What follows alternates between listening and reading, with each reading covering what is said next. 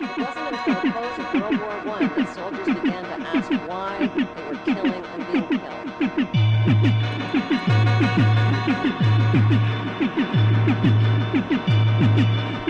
The League of Nations was the money cartel's first attempt at world control. It saw Nicholas accept that Russia could cause sabotage. That proved to be a deadly mistake. Schiff, Warburg, Rockefeller, Harriman, Morgan.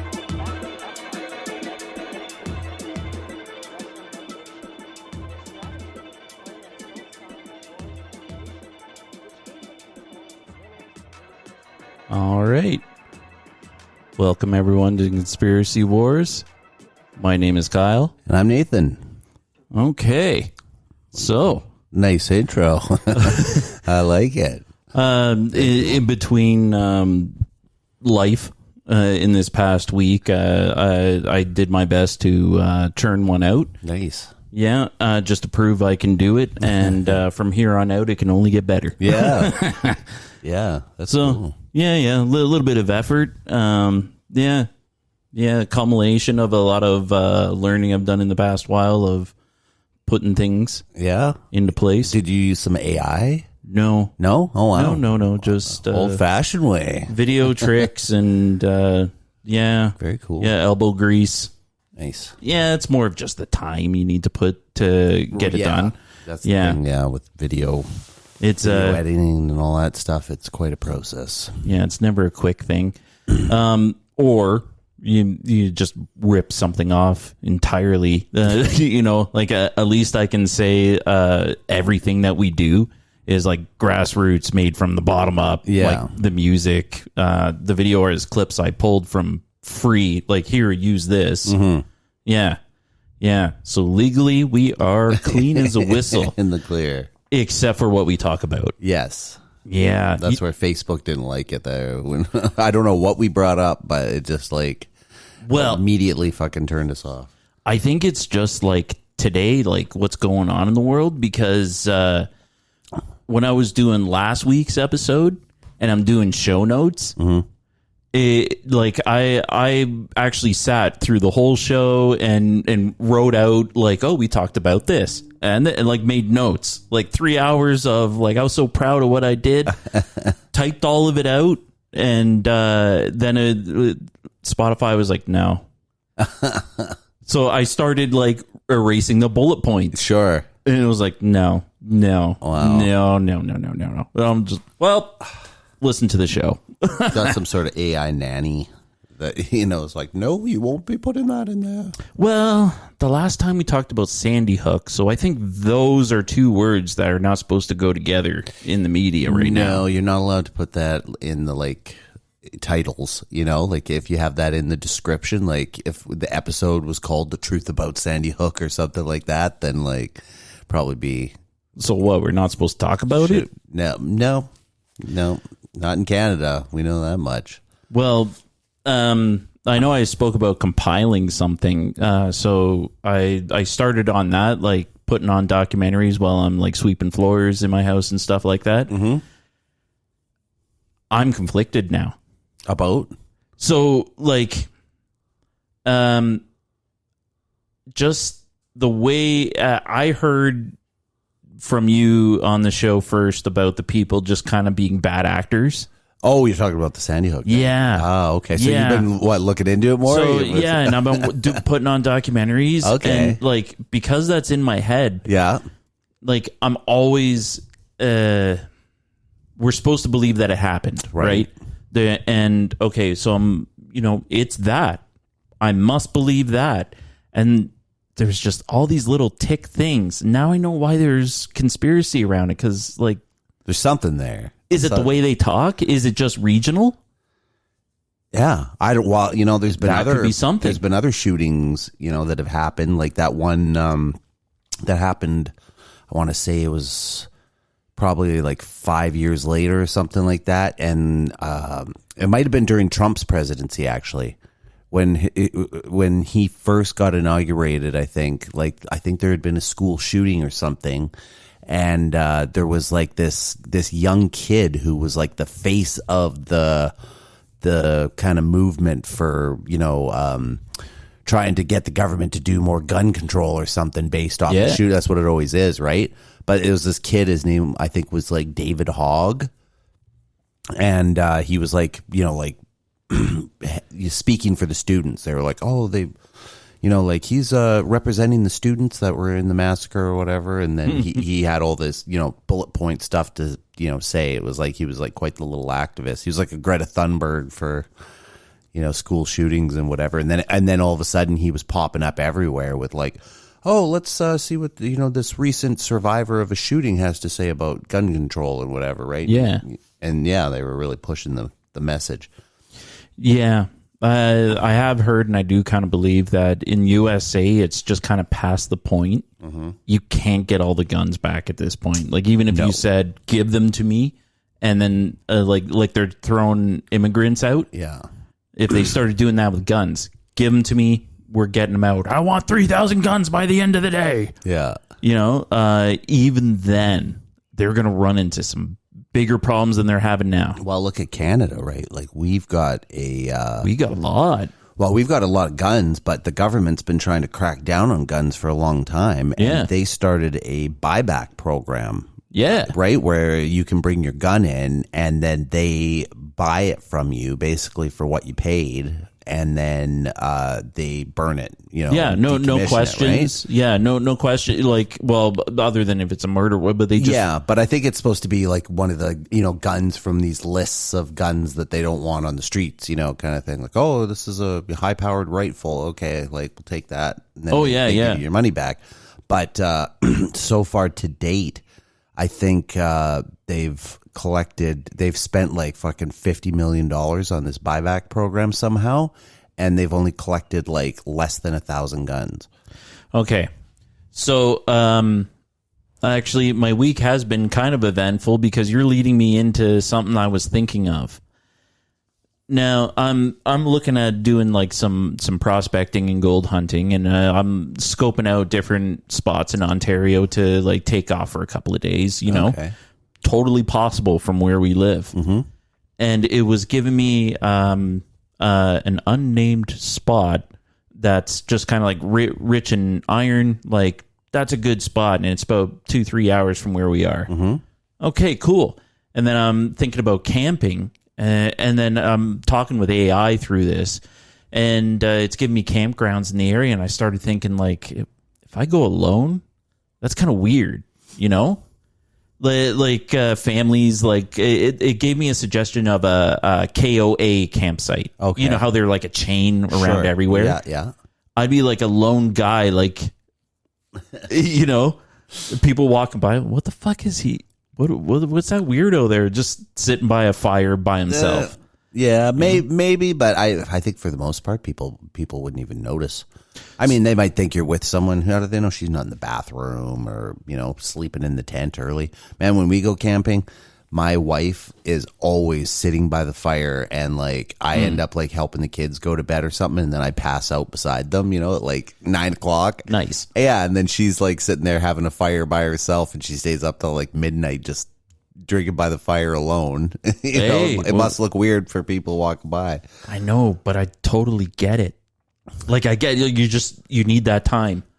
Yeah, but they don't know. That's what I mean. Like you feel weird because you're like, I'm like this lone dude, but in their mind, first of all, they're not even thinking about it. Yeah, and true second enough. of all, if they did look over, they would just think like, oh, you know, I wonder if his wife's sleeping. Why is he sitting there alone? You know, like Did they get into a fight? Yeah, exactly. They would probably most likely assume, if at any reason to, then that Yeah, she'd I be know. sleeping or something. I know, but I think there was definitely like some choice of like where. There's got to be a spot. Like if you're in just like a chain that has like Mickey Mouse themed like playground in the center, like that's not a place for me for what I'm trying to do. yeah. So AI said, "Well, why don't you just go out to Crownland?" Yeah, and just free camp. And I was like, "Yeah, that's a pretty good idea." Like, I just find my secluded spot because all I want to do is just like look at a fire and sluice my dirt. Yeah, we're allowed to. You're allowed to camp on Crown land, aren't you? I think. So near the spot I was scoping out, That's on Crown Land. Like a Crown Land, like it's 2-3 hours away, and then it even helped me check the permits. It's free. Nice. Because some Crown Land you got to pay $20, and just kind of let them know I'm going in here, Right. and then I'm coming out on this date. And they're Right. like, okay, we'll walk by and make sure you did okay. We want to know your name because if you fucked it up, I'm coming after you. Yeah. And we know that our brown pants guys, those law enforcement dudes are scary. They're high above even police. Yeah. Like they got law coming out their ass. They can do whatever they want to you. And so I'm thinking about that, and then I just keep on imagining the bear sniffing around the tent. What am I going to do with like a pocket knife, a hatchet, Right. bear mace? Yeah. Make sure I bring some. Yeah. Maybe I know. want a gun. Maybe I want a good handgun. What if I'm stepping on some belligerent person that's like just kind of passing through the forest? They got to exist, right? Like some hermit guy, like, hey, look at that lone guy down there. Like, what's he doing? Sluicing gold? Maybe I need a gun. Yeah, for random people, perhaps. See? Yeah. But the bear, I think you're screwed. You know, from what I hear, like, Even with a handgun? oh, especially with a handgun, man, you need a rifle to crack their skull. Apparently, if you use a handgun on a bear, it'll bounce right off their head. Just makes him angrier. Yeah, just ping, ping, ping. You know, it's like a BB gun. They're like, "Rawr." I can remember I said I feel in my bones, however I die, it's going to be hilarious. Yeah. Yeah, I can kind of I thought this would work. Yeah, you're firing just point blank at this thing walking up to you, and it's just like, "Rawr." Just making it matter. Yeah, I know. I think your best defense would bring a extra picnic basket. Yeah. Yeah, try to get a tent with 2 doors in it instead of just one. Yeah, a blow up version of you that you can. I try to run, I'm just caught. Yeah. Yeah, so maybe a combination of the two. Bear mace and handgun would be enough to freak it out. Maybe I can get a lucky shot in the eyeball. Yeah, that's what I would. You know, I mean, that's pretty much your only hope is that you aim for an eye. You know, I mean, Yeah. if a bear was like biting at you, that's what I always think. I'm like, that's your only chance is to maybe poke him in the eye and hope that it like bugs him enough that he goes away. I've heard success in bear attack stories. Yeah. Doing that, Yeah, poke the eyes. It's simple. same with and- sharks. Yep. Well, any animal, really. Yeah, actually, you know, apparently with sharks, if you hit them in the nose, then that deters them. It throws them off. But like if you can like somehow like throw a punch, I mean you're underwater, so you can't really, right? But I mean if like it was shallow enough or something, and you could like kind of stick your arm out and they run into your fist, then that just like deters them enough that it weirds them out. Yeah. Yeah, like even the divers just touching their nose, and they're like, fuck that. Yeah. They don't like it. They don't like it. Bears too. Yeah, well, bears are just like big dogs, right? Yeah. Yeah, it's like a supercharged canine family kind of thing. And I know with a dog, they're real sensitive about the nose. Like they'll fight, but that's why they bar their teeth to just kind of get their nose up and out of the way. Oh, okay. Yeah. It's like a safety mechanism. Yeah, whenever I fight with my dog, she like sneezes all the time, and I think that's because like when they're tearing things apart, they want to make sure that the nose is clear of the blood. Right. Oh. I was like, that's horrifying. Yeah. The built-in kill machine. It is. Yeah. It is.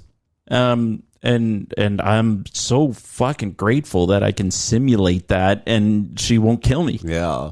I bet she could. She's not that big. Yeah. but I bet a few she could. days without food. And Oh, yeah. then flip the switch. Yeah, and she's really good. Like, maybe it's her ethnicity, but she's ninja.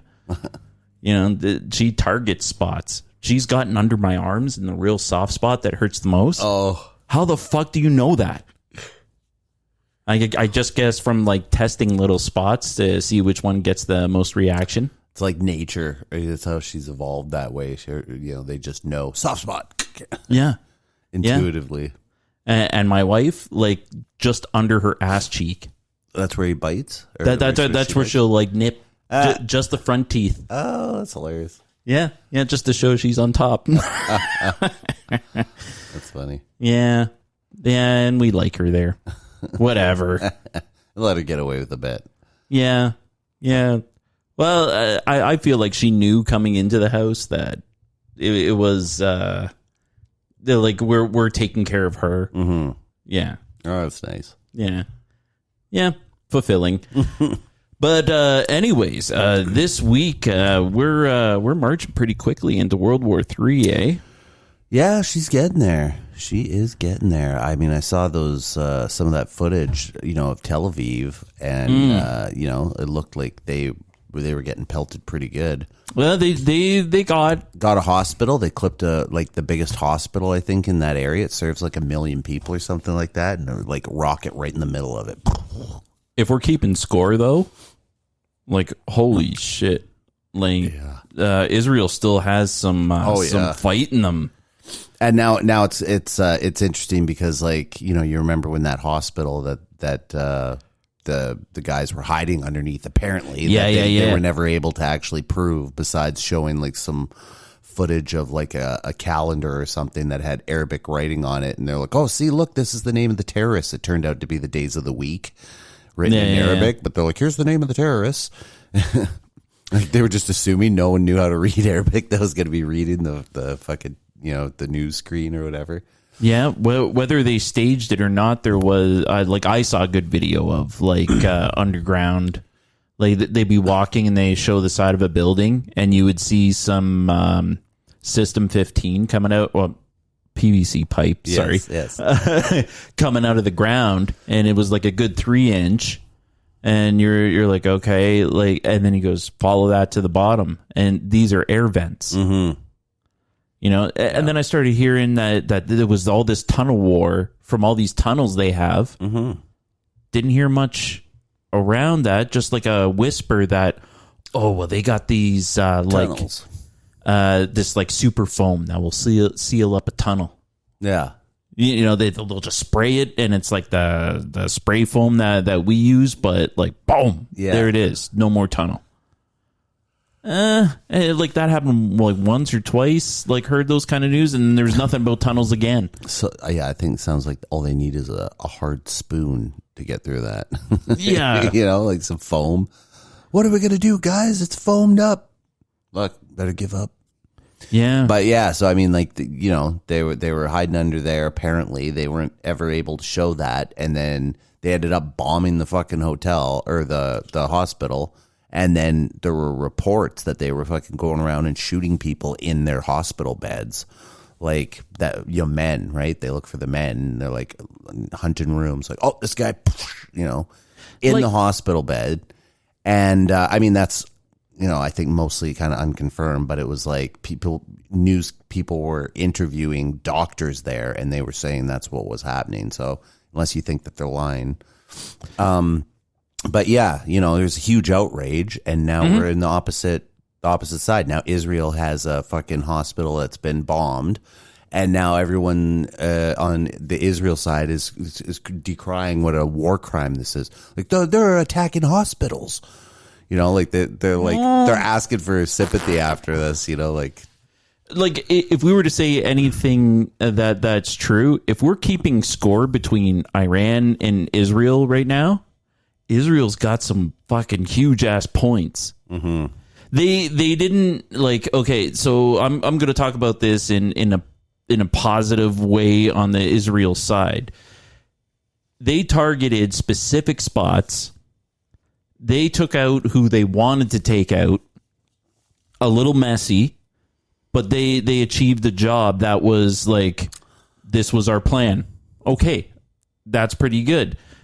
Iran just showed that they retaliated and just by luck hit a hospital through their Iron Dome system. Like they had their anti-missile defenses. Mm-hmm.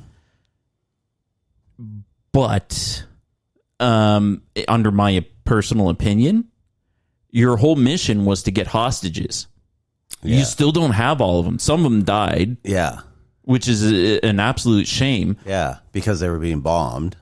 If you really wanted to flex, you would have got those people out and 0 extra people died. Mm-hmm. You know? Yeah. Like, this just kind of looks like somebody, like, grade schoolers, someone stole someone else's PlayStation, so that kid goes over to his house and kills his family. Mm-hmm. And doesn't get his PlayStation back. And then goes to his parents and start crying about it. Yeah. Or like, say you had like some bank, robbers that took a bank fucking hostage, and the cops are all outside. Fucking, we've got the place surrounded, and then they're like, "Well, let's just we can't let these guys go. So, just everybody open fire. What about the hostages? Fuck them. Fuck them. Yeah, kill all of them. That way we're sure." And then, like, okay, now the neighbors. Yeah, anyone that witnessed it. Whoa, what? But I think logically we have to trust that they're following the roots of what happened on October 6th, and this is where they're stemming from, is from that country. That's at least what my logic is telling me. Mm-hmm. And I think we're meant to, like, they're marching on this way, and we're like, they're not even spelling it out like that, but just kind of like, or maybe I don't hear it. Yeah. Well, I mean, so I was thinking about this today too, because I was like thinking about the last few weeks here, and they've kind of been like murky on these details. Like, unless you're a political news junkie, like a Tucker Carlson type of guy who's like reading every fucking news article and like got your finger on the pulse of things. Well, yeah. Then you probably are missing, some of these the details of these strikes and whatnot. And I noticed that, like, Israel seemed to be striking in Iran. They seem to be the first people. Like, we've got the border here. Here's Israel, and then you've got Iran, and Israel started striking into Iran first. Israel wasn't shooting into Iran wasn't shooting into Israel. Right. Israel did what they call a preemptive strike. Like, oh, these guys are bad, so we're preemptively attacking them. And then now that they've attacked them, these guys are shooting missiles back in retaliation, and Israel is saying, "Hey, you guys are attacking us now." So it's like, and I remember years ago seeing this thing with Noam Chomsky, and I think it was kind of like a documentary about his book Manufacturing Consent. Oh yeah, that's been talked about this past week. Oh yeah. And because basically back during the Iraq War and stuff, they would say, like, you would often watch the news, and they would say things like, "Oh, today Israel defended itself against Iranian attacks," which means that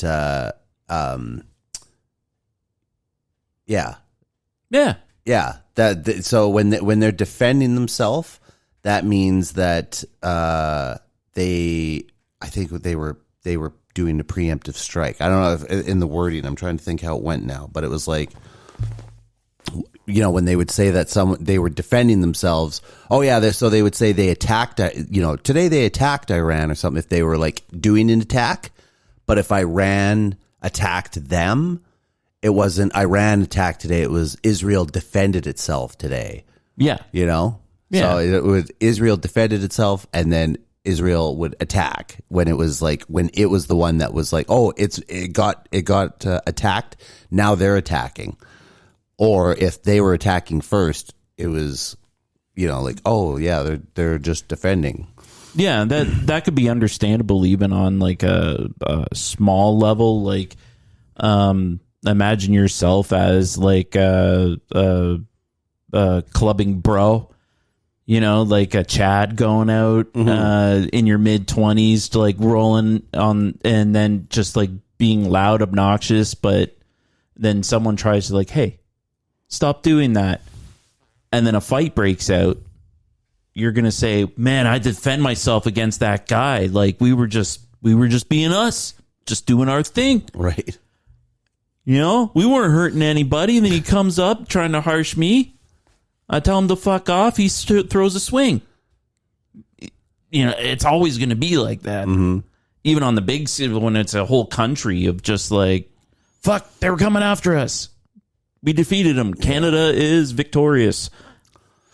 But there's a lot of people that are really pushing, like on the, I don't know, Republican side, I guess, maybe. But like a lot of people really want this war. You know, they're like, we need boots on the ground. You know, we need to start sending troops in there. And, you know, let's even entertain the thought that war's cool.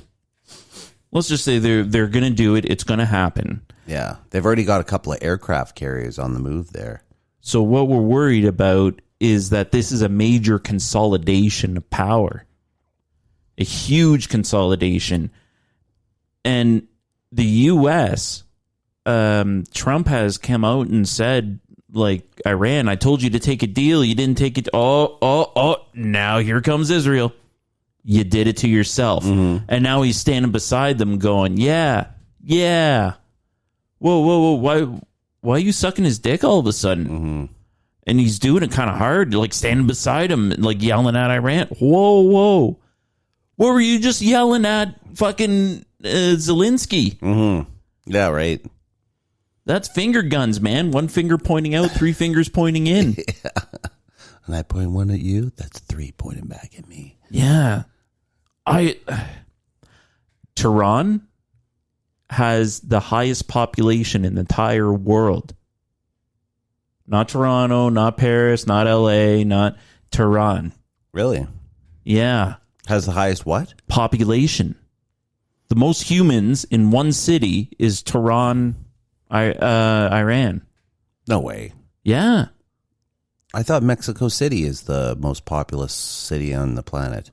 When I checked that fact, it was like 2015, so it may have changed, but it still stands to say that they have one of the highest in the Right. world.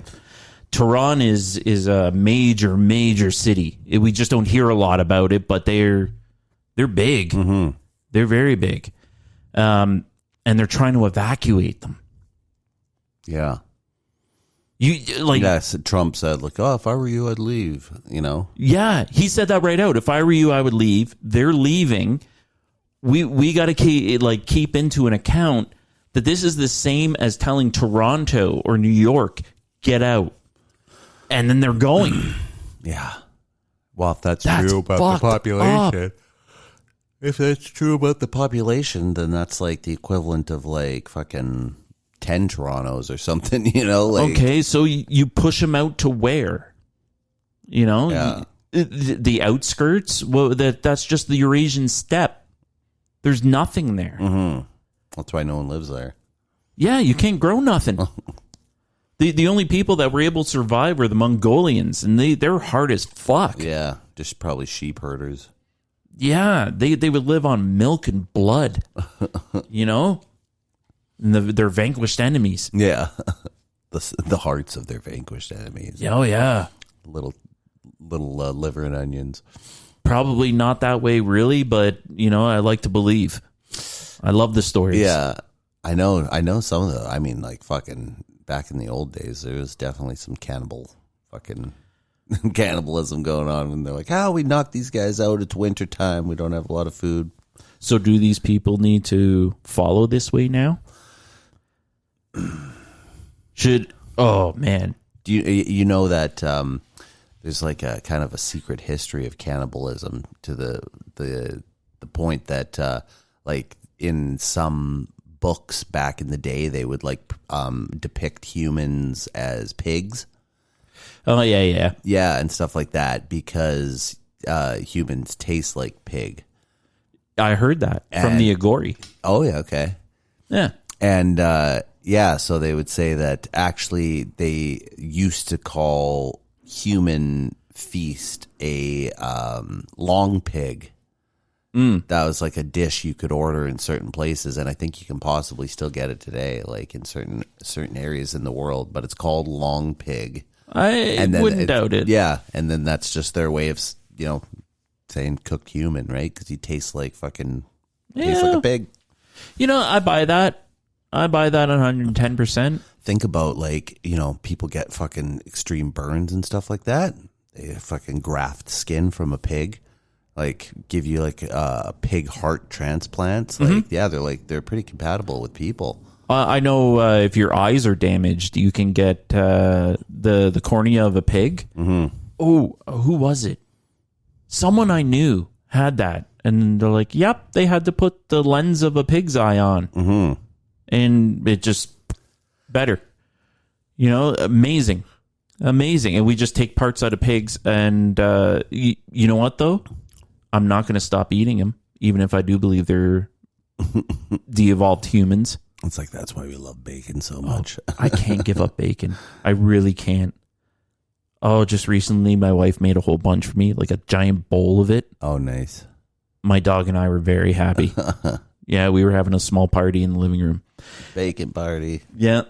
Anyways, these people, do they need to start resorting to this kind of way to adapt?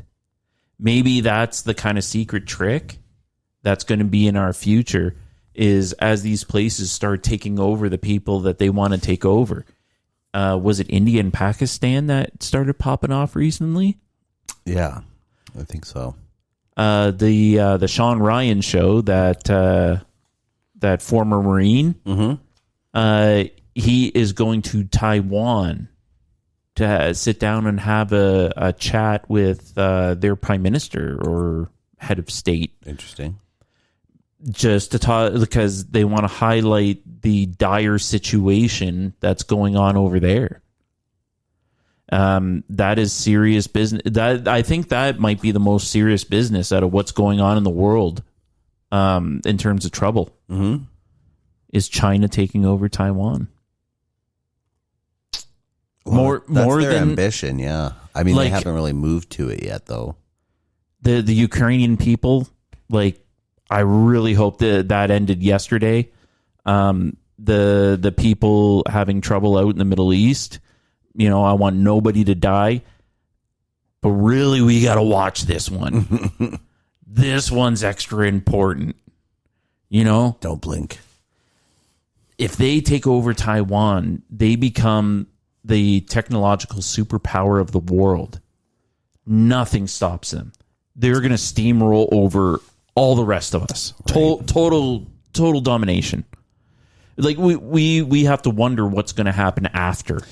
I mean, yeah, we do say that, but then if any of that stuff that we've been looking into on their population is true, then you know, that wouldn't it wouldn't necessarily float that way. I mean, like, if you don't have the manpower to control it after you take it over, that might be the problem. You know what I mean? Like, say they take on Taiwan and they win, they have to have enough people that they can flood them in there and then run that whole country and keep it under control while, you know, keeping enough troops at home for protection, right? Because then that would be a perfect time. Like, oh, America could strike now. Well, preemptive. What is true, we don't hear any of the positive stuff. We'll only hear negative stuff. And I think that's just going to be just true. Mm-hmm. You know, I go to Toronto and there's people handing me, like, the CPP is doing organ harvesting. Mm-hmm. Like, that's just crazy enough to get a signature from me. Yeah, absolutely. I don't like stealing organs from people. Naturally. Exactly. Is that true, though? You know, I have never seen it. I am taking them at their word. I am saying, I believe you that this is happening over there. Right. Yeah. I hear about it from my Cambodian family that like, shit, there was a van coming around. They're just scooping up kids. They seen it. Yeah. You know, and they know that it's Chinese people. The different areas of Cambodia that have become Chinese. The people there have had to adapt. They, like, you can essentially say that they've lost the South. The South of Cambodia is almost not, it's just Cambodian on paper. The language they speak there is Chinese, Mandarin, sorry. Their stores are all in Mandarin. The locals have had to learn language to adapt. Yeah. Like their own? Like they made up a language? No, they learn Mandarin. The locals. Oh, I see. Because, like, well, I want to work in the hotel. Yeah. I was poor before. I need to fucking work, man. So they're throwing like they're essentially and unknowingly throwing out their heritage to make money. Right. That's such a gentle way that China's taking over that country. And to which I say I will roll with it.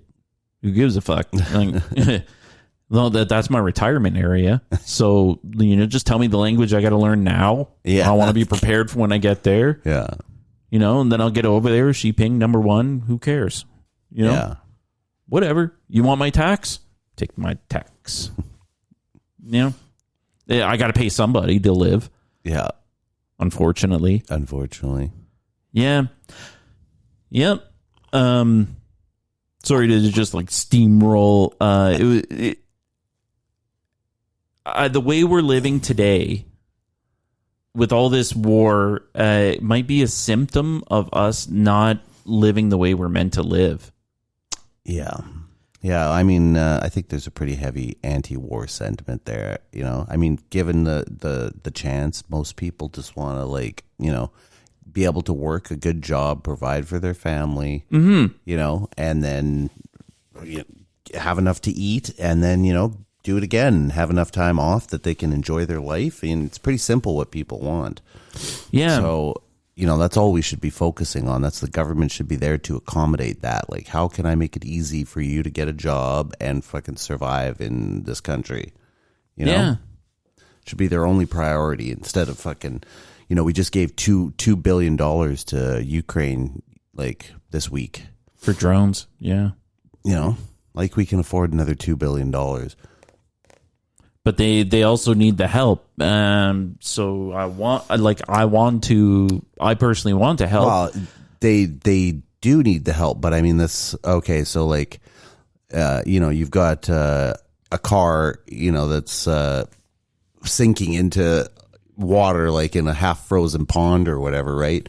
And you going out there and fucking throwing stuff underneath it to try and help it float or whatever, you're just wasting your stuff. I want to help it. So I want to help and pull that up there, but I'm just wasting my fucking, all my supplies, throwing them in there, hoping that it'll help, float it up.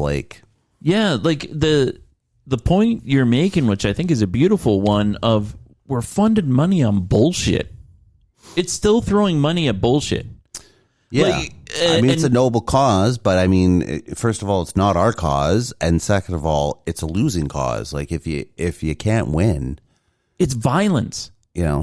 Any way you cut it, we're giving money to perpetuate violence. Sure. But so here, I know if we pull them out, that's my solution for everything. Mm-hmm. Just pull them out of there. There you go, Russia. Now what? Yeah. You got it.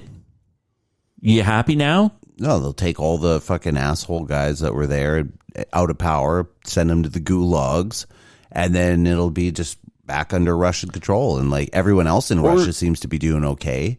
Yeah, the area will be under Russian control. Like say we just had Zeppelins, tons of Zeppelins come down and take every Ukrainian person. Whoop, come on out of there. We got space in Canada. Mm-hmm. Don't worry about it. This part of Saskatchewan is now little Ukraine. Mm-hmm.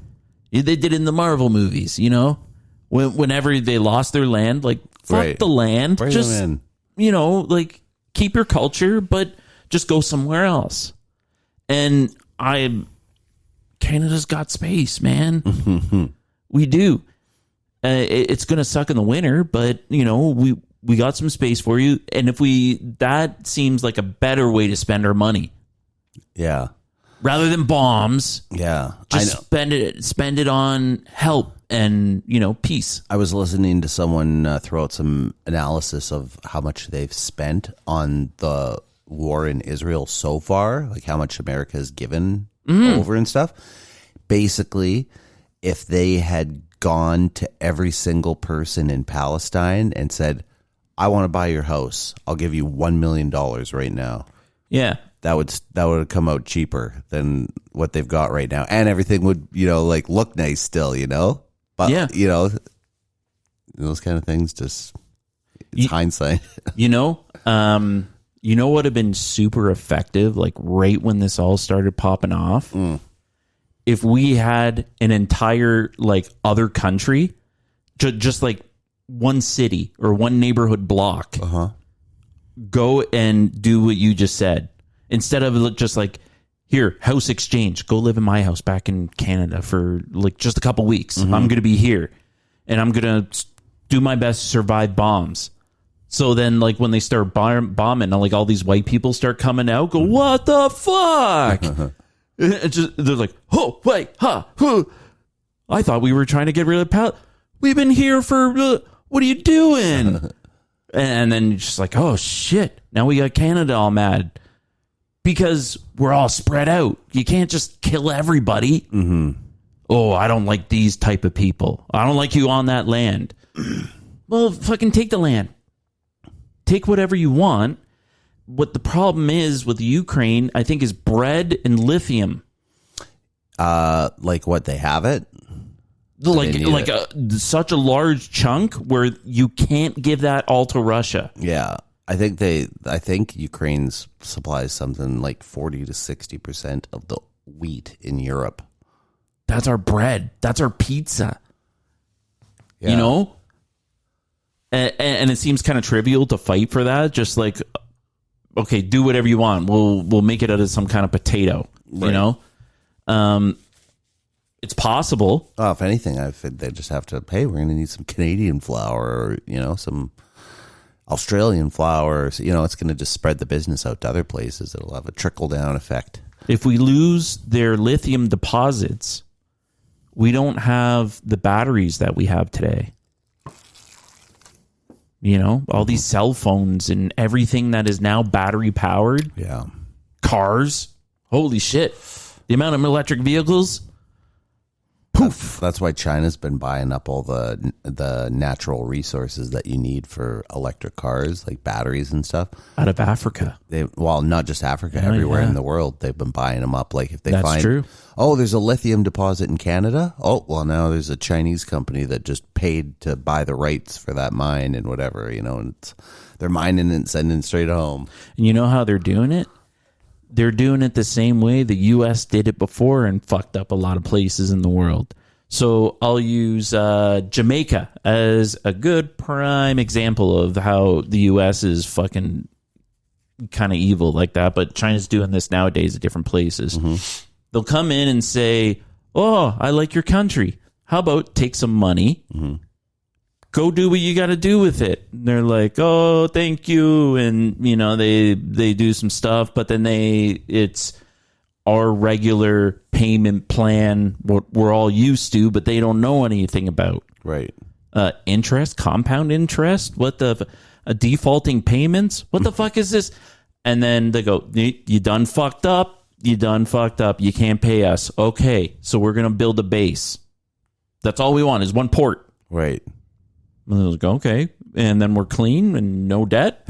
No debt. We just want this little square of your city. Deal. And then they start sneaking in from there and slowly but surely hollowing it out. Oh. Just taking resources, taking this, taking that.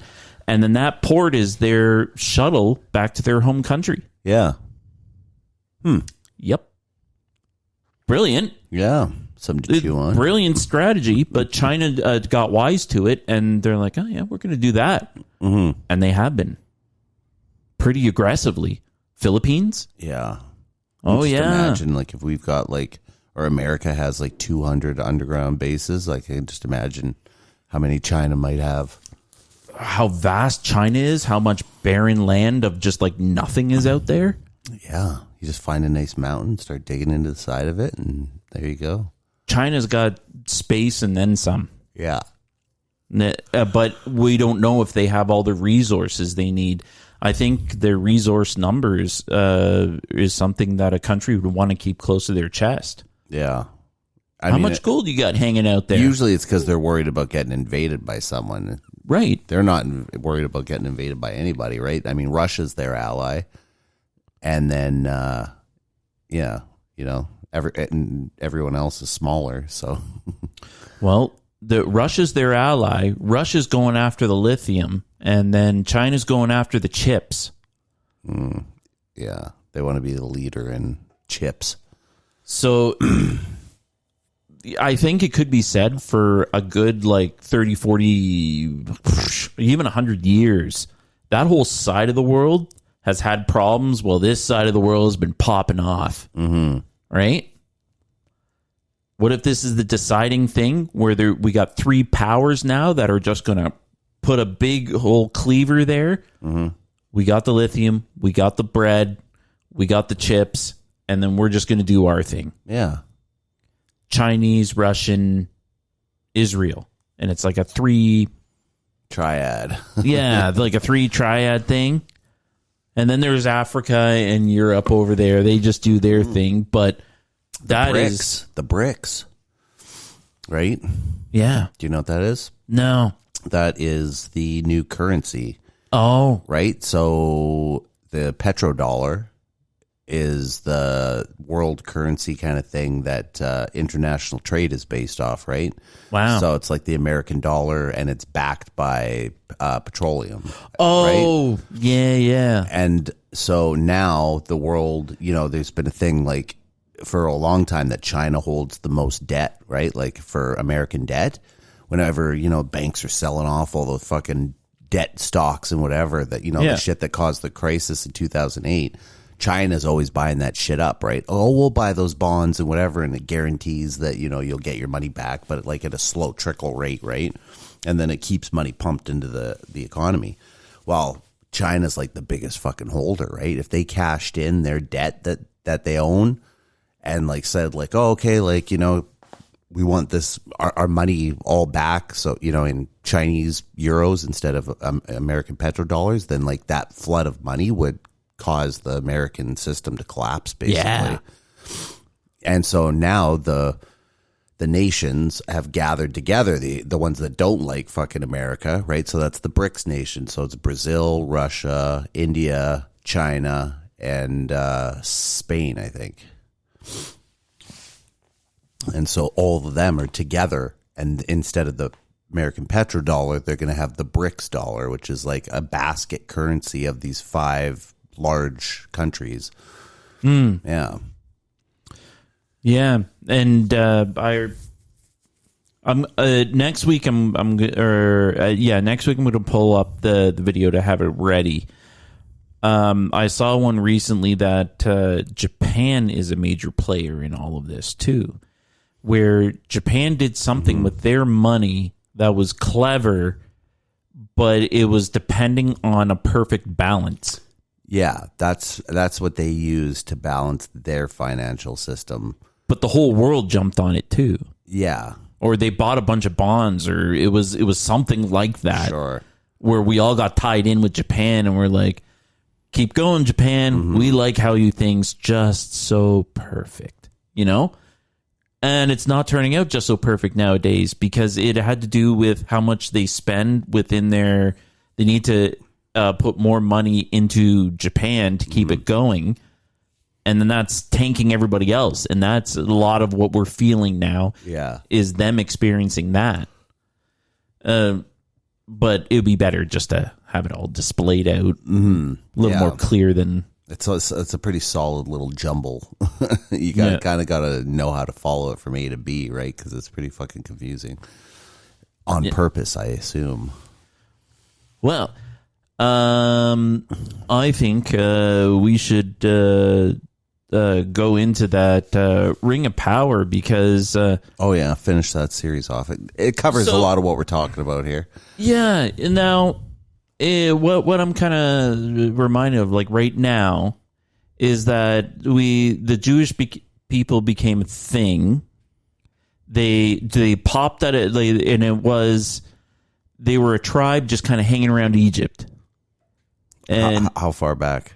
So this is just kind of a recap of what we've learned so far, and what the whole Ring of Power is kind of highlighting. And I'm not taking the documentary as like a pointed finger. J'accuse, it's you all this time.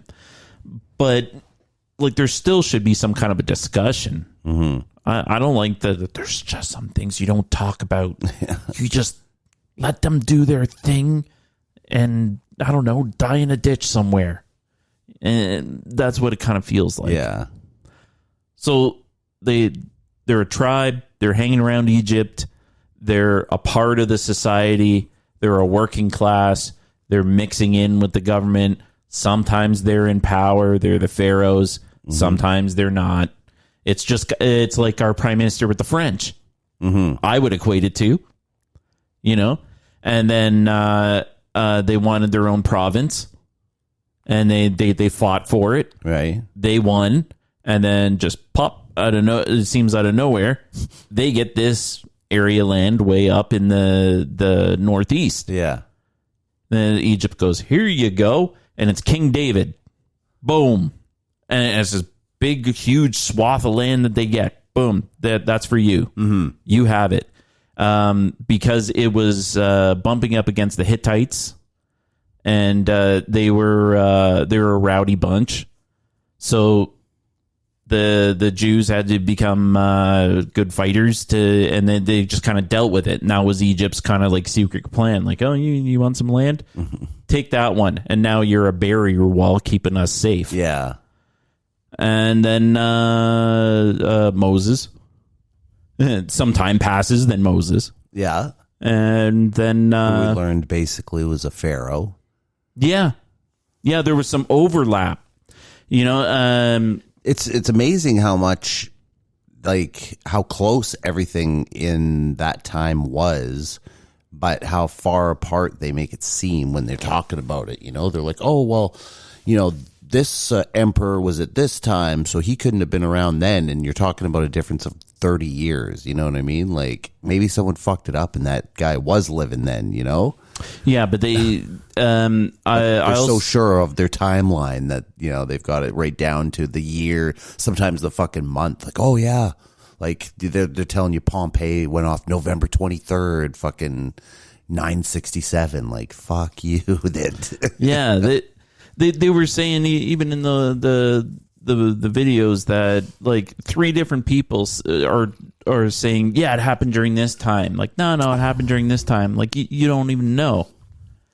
In the Tartarian conspiracy world, the Pompeii possibly happened in like the 1600s, or the 1700s, and maybe a little earlier, like the 1400s or the 1500s, but it was like within like, the last 1,000 years, basically it went off. Whereas, right now they think it went off probably like, 3,000 years ago or something. Right. But, yeah, I forget where I was going with that. The not being able to date. Oh yeah. Right. Yeah. So them. like, yeah, they're saying like, I read this article a little while ago and it was like, this throws in the dating, everything about the dating of Pompeii, and they might have to rewrite the date for Pompeii, right? And I was like reading this article, I was like, oh, so like maybe they came across something, and I read it and they wanted to change the eruption from like May to June or something like that. Like, fuck off. Yeah, like it was like May 79 AD. No, it turns out it was August 79 AD. Like. Yeah, let me know when you saw one of those stone people in half to see what's inside. Yeah. I want to know. All those stone people, I think, are they're all replicas, hey?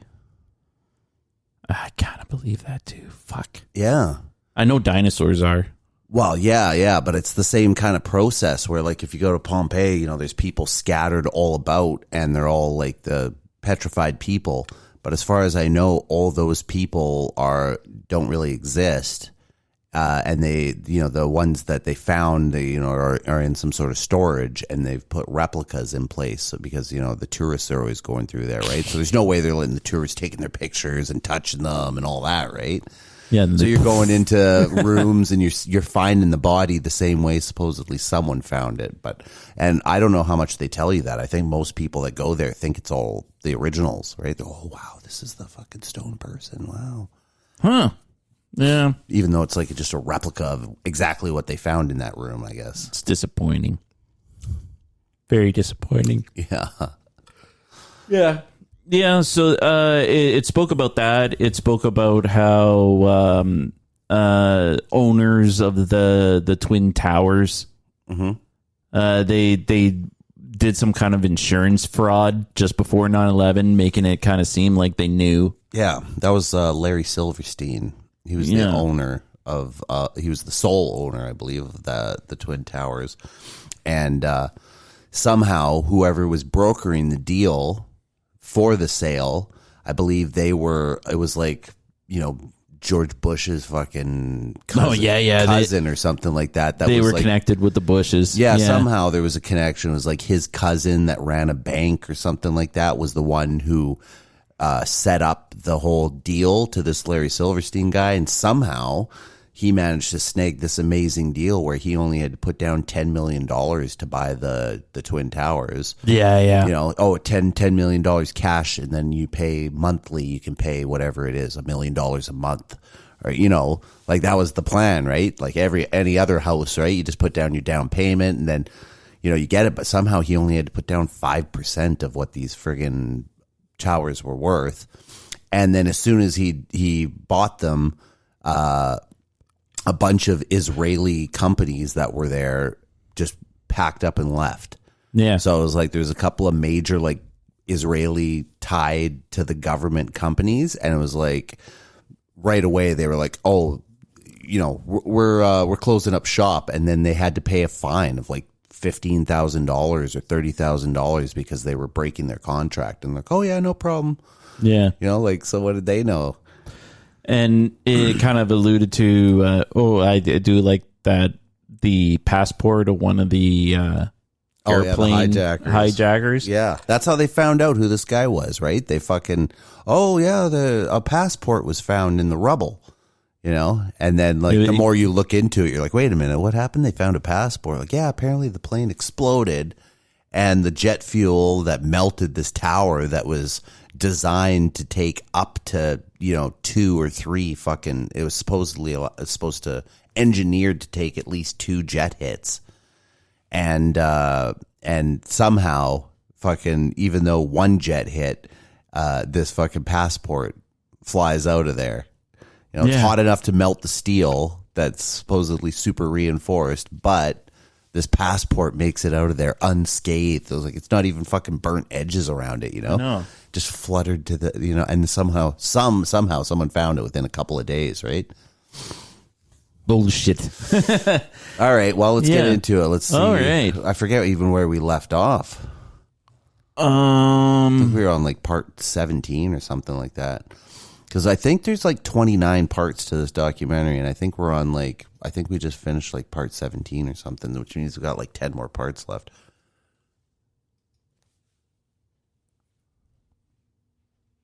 How do I get over there? Shoop-a-doop. There we go. All right. Hey, forget about it over here.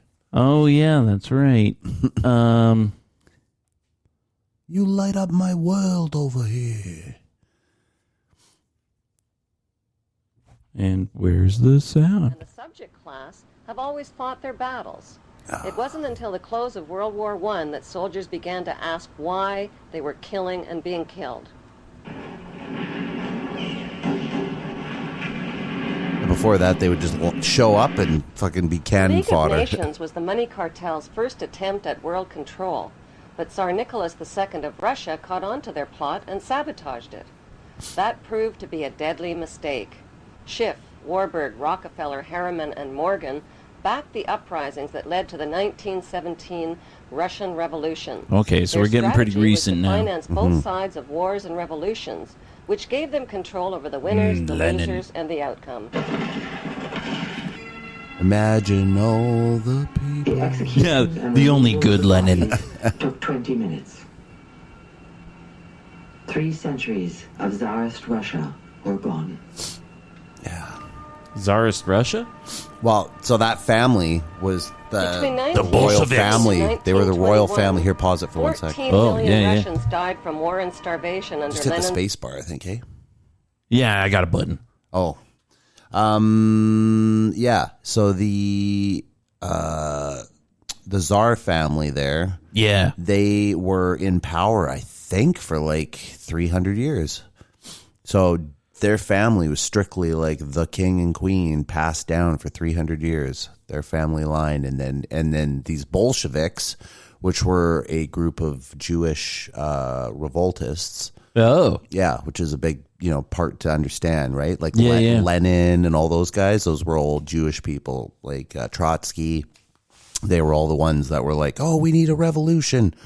Like, who came up with this idea? I don't know. But this group, the Bolsheviks, they decided we're going to take over the country. Somehow they had someone funding them with enough money that they could, beat out the royal family. And then they snuck in and had guards basically that were like loyal to this Bolshevik movement that like disguised themselves as royal family guards, and then like tricked them in like the middle of the night. They were like, oh, go wake up the royal family. And they woke them all up and they're like, come on, we have the invaders have got in. We've got to hide you in the basement. And they took them all to the basement and fucking gunned the whole family down. Oh. Well, that's coming up in my memory. Yeah, Might have seen something on that. Well, it's pretty famous. It's probably been in, movies and stuff like that, right? Yeah. Wow. Yeah. And now I'm trying to think if So that whole thing there with that, if that is the whole deal with Rasputin too. I'm trying to remember if that was it. I think it might be. he was World War I. Is he? Yeah. Okay. This is about the time. Yeah. This is about the time of Rasputin. Yeah. So he was. I think he was part. He was part of their family because. So was Rasputin Jewish? Well, yeah, I'm pretty sure Rasputin was Jewish, but he was killed by these people too, right? Like, and not only that, like he fucking, like they took him, stabbed him, shot him, dumped him in the river, and then he crawled out. Yeah, that's right. And then they had to kill him again. Yeah, that's right. Yeah. He was a pretty wild guy. Yeah, he was like really, really hard to kill. Yeah. Because he kept on like being in orgies with homely women from Russia. Yeah, well, supposedly, I think like the queen there. I think he might have been in with the queen. I don't think it's a might. I think it was like a for sure thing. And he used to make potions and stuff. Well, because they had a sick child, right? One of their children was sick.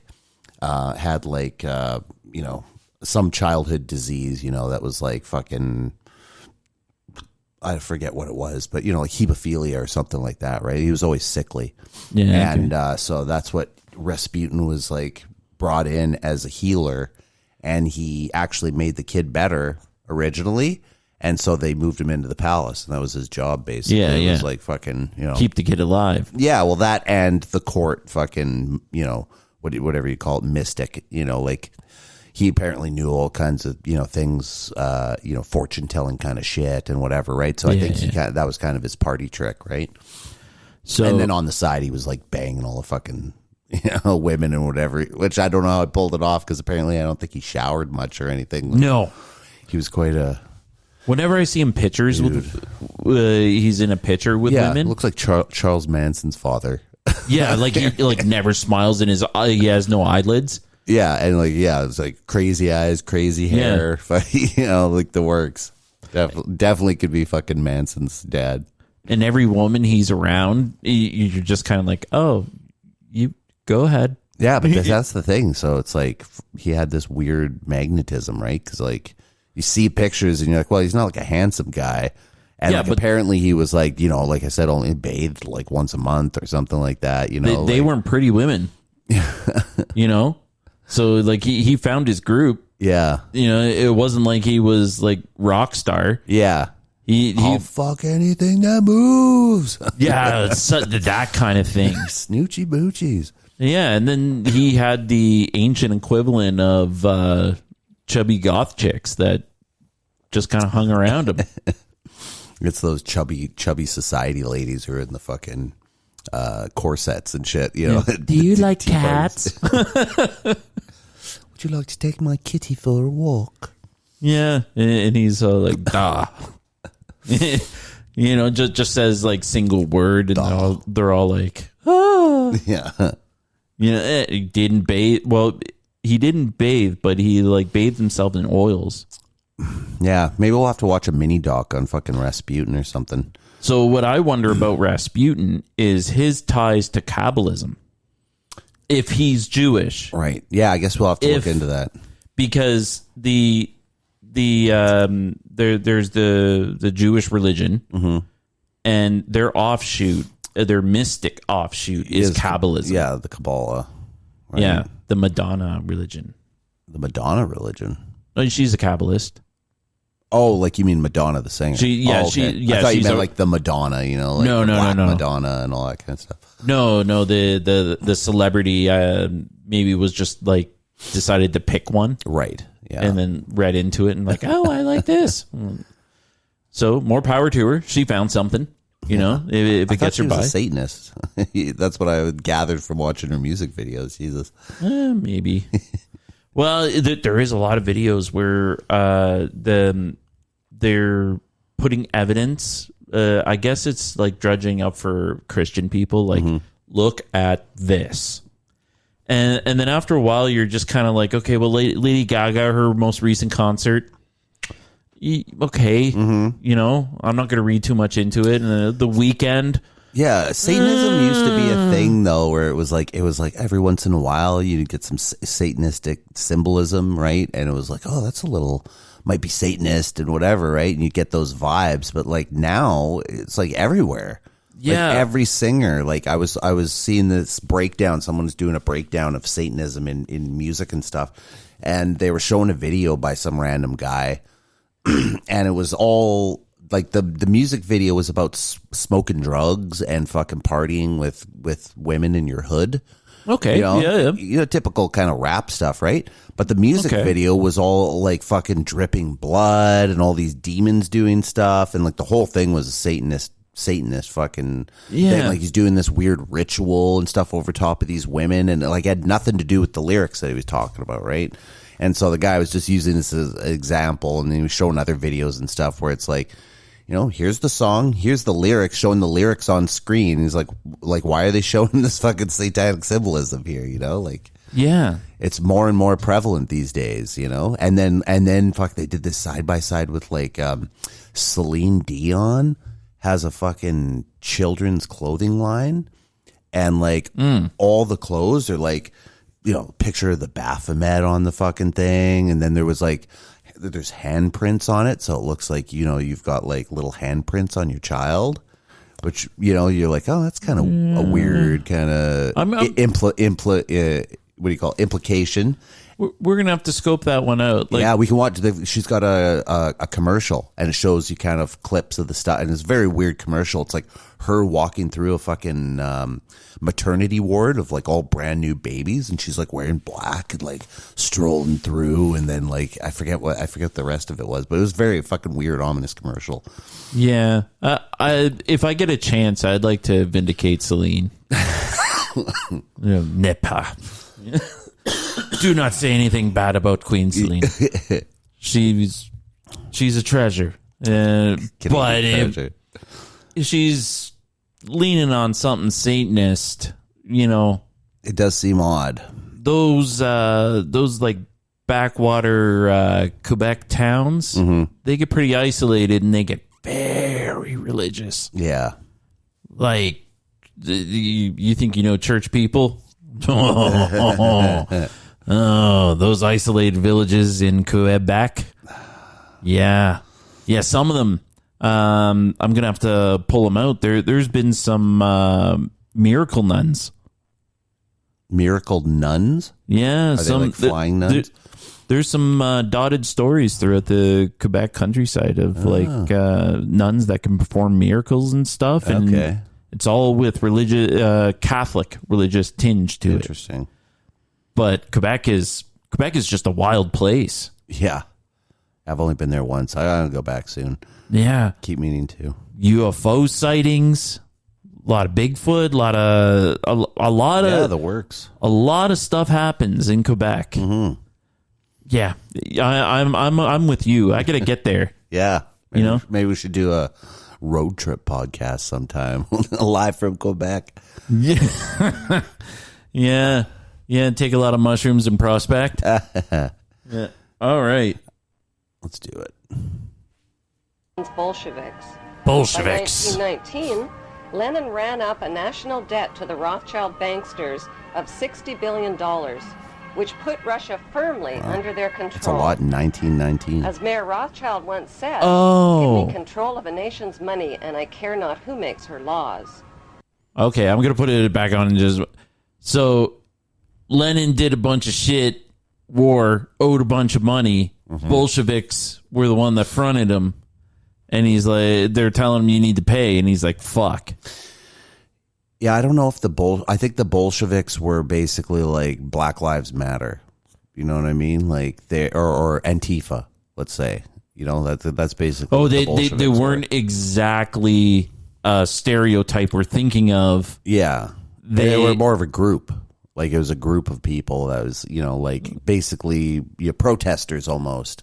So I'm to think of them as like banker hippies. They were more like poor people. Like they were like, Oh, yeah, they were just like the masses basically, but they were the Jewish masses because they were being stirred up in you know, basically the same way that the Nazis would have been stirred up from, you know, Hitler speeches and stuff, you know, trying to be like, oh, the Jews this and the Jews that. Okay. These guys were saying, oh, the Russians this and the Russians that, you know, like. Okay. So she's just kind of like underlining that Russia went into debt and they're not happy about it. Yeah. Well, yeah. I mean, that's not that it wasn't happy about it, but I mean, like, if you go in there and you're like, okay, like, we're taking over this government and, well, we need some money now. And the bankers are like, oh, well, we can help you out with that. Right. And then you just keep spending like there's no tomorrow. Like, oh, well, we need more. Yeah. We need more. The more you do that, the bankers, they're like, well, now we're going to need some fucking, you know, that land that you guys aren't using over there. We're going to need that. Or you got some oil and stuff. We're going to be taking 10% of that. Okay, you know, like, yeah. The more you're in debt, right? I mean, the more you're under the foot. So like Trudeau and Paul Vieira, when that was popping off at that time, 2024, kind of like that. Yeah. Okay. Yeah. Okay. But with its own thing. Yeah, a little bit of a twist. Okay. I got To this it. day, the Rothschilds have stopped the heirs to the Tsar's fortunes from claiming their deposits held in Rothschild banks. Those fortunes are now worth an estimated $50 billion. With interest. With interest. Yeah, just sat there collected money for all that The money time. cartel replaced Lenin as Russia's brutal new dictator. Using terror and death threats, Stalin's job was to industrialize Russia and turn communism into a powerful counterforce to democracy. Gotta hand it to him. He did it. Conflicts between these two powerful political forces would be the ideal excuse for all future wars and for dividing, conquering, and ruling the world. What? Why are you showing me Korea? Hey, check it out, Korea. Oh, Well, that's because the same 50s. deal. They got split. They Yeah, got split we're too, good. right? We're going into the 50s now. Yeah. This is how it happened. Installment plans were Was it Korea War, World War II? Yeah, that was World War II, I think. Instead of shelling Or out was it World War II, Korea War? It was after World War II. Okay. And pay $8 a month. This is how credit was invented when it came out. Rates didn't enter the minds of most Americans. Not that and long shopping ago. raged throughout the decade. Advertising became part of the fabric of American culture as ads dominated newspapers and magazines. But they Sex explain appeal, social right here snobbery, how basically how the and economy ran fabricated away. scientific stories Yeah. convinced consumers Yeah, to buy when more. ape See, shit, man. With massive Yeah, corporate growth, I thought they high were gonna say right employment, and a post-war bull market on Wall Street, first-time American investors went on a stock market buying spree. Here we go. One wanted a piece of this prosperity. People bought stock on margin or credit for as little Diamond as hands, bro. They then used the stock as collateral to borrow more Think it all money came to from buy that? More stock. Then they did it again. The market was a free-for-all with no regulations of any kind. The party ended on October 29th, 1929, when the stock market crashed and caught everyone off guard. Everyone except the banksters. JP Morgan and Kuhn and Loeb sent advance warnings to their group of insiders. These Federal Reserve pirates caused the crash by printing a whopping 62% inflation rate, then raising interest rates to an alarming 6%. While the Rothschilds, Warburgs, and other Federal Reserve pirates escaped the fallout, outsiders lost everything. Just Some by of the them way it leaking looks, to I their don't think death I'd from like JP office Morgan. towers. Oh yeah, right. 30 of the 80 billion that industrial stocks have been worth vanished into thin air. But thin air was just another name for the international banksters. Following the crash, the Great Depression put 1/3 of the U.S. workforce out of work. The Yep. bankster-owned banks foreclosed on property and took possession of people's homes and farms. When panicked citizens lined up at banks to withdraw their hard-earned savings, the banksters gave them only 10 cents on the dollar. Bonnie Parker and Clyde Barrow decided to do something about it. This is why people were robbing back then, right? Yeah. It was like almost out of necessity, even though they were Homeless and psychopaths. desperate, many Americans set up tent I would call cities us worse and rode than the them. rails looking for work. Who? The world. Worse than what? Bonnie Yeah. and Clyde? Yeah. Jeez, Look it's at like that. I'm looking at today. Yeah, right. We got that in droves. Yeah, except these people aren't doing drugs. They just lost their place and they're all like just living along there. He's parked his car right there. And what broke him out of it? World War Two? Yeah. Shit, fuck. I was hoping not in my lifetime. It's the only way they can get out.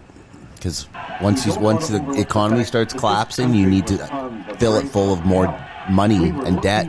And the best way to do that fastest is always war. Get us out of this mess. If history repeats, Communism look very, very attractive to people. We're going to share everything. You're not going to have to worry about being out of a job. We're going to be one great big happy family. There was a lot of baloney. You weren't, but that we believed it. Either on the trains or in jungles, you do get to talking about what this means in a broader sense, the social struggle. Why does it have to be this way when the goddamn guys on Wall Street all got millions of dollars? And I can remember being aware of the difference between the working class and the ruling class in this society, to put it in the terms that I use today. The boys coming chanting and the fog was lifting. This land was made for you and me. Yeah, we are seeing a lot of that today. Chairman of the House Banking Committee, claimed the crash was planned by the international bankers who sought to become rulers of us all. In his famous 1932 congressional address, he said, "Mr. Chairman, we have in this country one of the most corrupt institutions the world has ever known. I refer to the Federal Reserve Board and the Federal Reserve Banks. The Federal Reserve Board has cheated the people of the United States out of enough money to pay the national debt 3 times over. This evil institution has impoverished and ruined the people of the United States through the defects of the law which it operates and through the corrupt practices of the moneyed vultures who control it. Some people think the Federal Reserve banks are government institutions. They are not government institutions. They are private credit monopolies which prey upon the people of the United States for the benefit of themselves." Following a series of death threats, McFadden died from food poisoning, followed by a heart attack under suspicious circumstances. In his book, Wall Street and the Rise of Hitler, Professor Anthony B. Sutton shows documented evidence that U.S. corporations supplied money, gas, vehicles, and weaponry that helped Hitler launch World War II.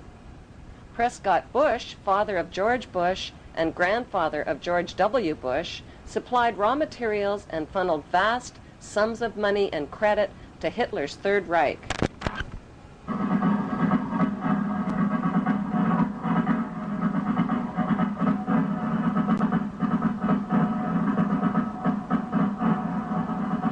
Under Trading with the Enemies Act, the U.S. government seized businesses operated by Prescott Bush and Skull and Bonesman Averell Harriman, including New York's Union Banking Corporation. These seizures were based on evidence that Bush and Harriman had been operating front organizations for Hitler's Third Reich. Their German partner was the notorious Nazi industrialist named Fritz Thyssen, who wrote a book of confessions called I Paid Hitler. Professor Sutton lists Rockefeller Standard Oil, Henry Ford's Ford Motor Company, J.P. Morgan's General Electric, ITT, That guy and ratted the all DuPonts these people as out. suppliers for Germany's rearmament program. You know, there may not be a correlation, but I do know that the company that makes and repairs all of our elevators is ThyssenKrupp. Oh, okay. So, and I do know that there was 12 families in around the Nazi Party that would fix elevators. Yeah, no, they were the big powerful families that were funding money into the Nazi Party and making things all comfortable for themselves, like the Rothschilds and these people were doing. Interesting. But why on earth would Jewish bankers and corporations finance a monster like Adolf Hitler? It is a well-known fact that important. Adolf Hitler went to great lengths to cover up his family history, even arranging for the assassination of Austrian Chancellor Dollfuss, who investigated Hitler's family. The Dollfuss file, now in the hands of the British Secret Service, revealed that Adolf Hitler's grandmother, named Maria Anna Schicklgruber, worked in Vienna as a live-in housemaid at Solomon Rothschild's manor next to his hotel. The information was traced through her compulsory registration card. Solomon Rothschild was one of Mayor Rothschild's 5 banker sons. Separated from his wife, Solomon had a reputation with police as a lecherous womanizer. When Maria Anna Schicklgruber's pregnancy was discovered, she was dismissed. Adolf Hitler, the grandson of Solomon Rothschild, earned a reputation as the most evil man the world has ever known. But more evil than Adolf Hitler were the men who created possibly and secretly financed related to the Rothschilds. And always had that haircut from birth. Never changed. Came out looking like a Three Stooge. Yeah. Who else had the Saiyans from Dragon Ball Z? Their hair never changed from birth. Yeah, he looks like a young Goku. Or Gohan. Hitler's revolutionary activities in Germany landed him in prison for 5 years. This so-called prison was Landsberg Castle, a comfortable, privileged pastoral setting where Hitler was groomed for the job of Führer. His coaches, Rudolf Hess and Hermann Göring, helped him write the infamous book Mein Kampf. Please go to the next video like you're supposed to. Yeah. Nazi rocket scientist Werner von Braun, who built German rockets and dropped them on... So, just want to reiterate that we're learning that Hitler's whole deal was bad daddy issues. Yeah, possibly. That is so fucking disappointing. Like, you know? Like, that's why he was so angry with Jews, possibly, is because, like, he was, like, abandoned, Yeah. you know, like a secret. I am not. No, totally not. I reject them. I'm not even a part of them. I'm a part of you. I'm German. I'm German to the end. Yeah. You know how hard I'm German? I'm going to show you. Yeah. And you can just kind of see how it's so rooted in that, if it's true. Mm-hmm. Don't know for certain, but there was something going on there where they at least found, like, everybody involved just kind of went, yeah, that's a good idea. That's the problem. They're the problem. Yeah. And today it's with Mexicans, right? What's that? In the U.S. Oh, like the same. They're the ones. They're the problems. Right. Get them just trying to out. point. Well, it's not necessarily Mexicans. It's immigrants. Yeah. You know, it's kind of a more blanket term, but it's like anyone that's not you kind of thing. But it's kind of that's the hard part, right? I mean, you're not able to just spot them and say, "Hey, that's a person that's not me," because in America, it's a melting pot, right? And you see, you know, some Mexican guys or some Chinese people or something, you don't know if they're legal or not, right? Yeah. Yeah, they're already they're angling towards that. If you Trump has already kind of said, if you're not treating me like I'm Xi Jinping, I'm not even in the same league as these guys. So go fuck off. If you're not lockstep with what I say, I'm taking you out. Yeah. So, well, let's see how it goes. London was also put on the new CIA payroll. Von Braun and his team of Nazi rocketeers were sent to Huntsville, Alabama. Hollywood honored von Braun as a collaborator on an American sci-fi movie and series of Walt Disney shows. Oh.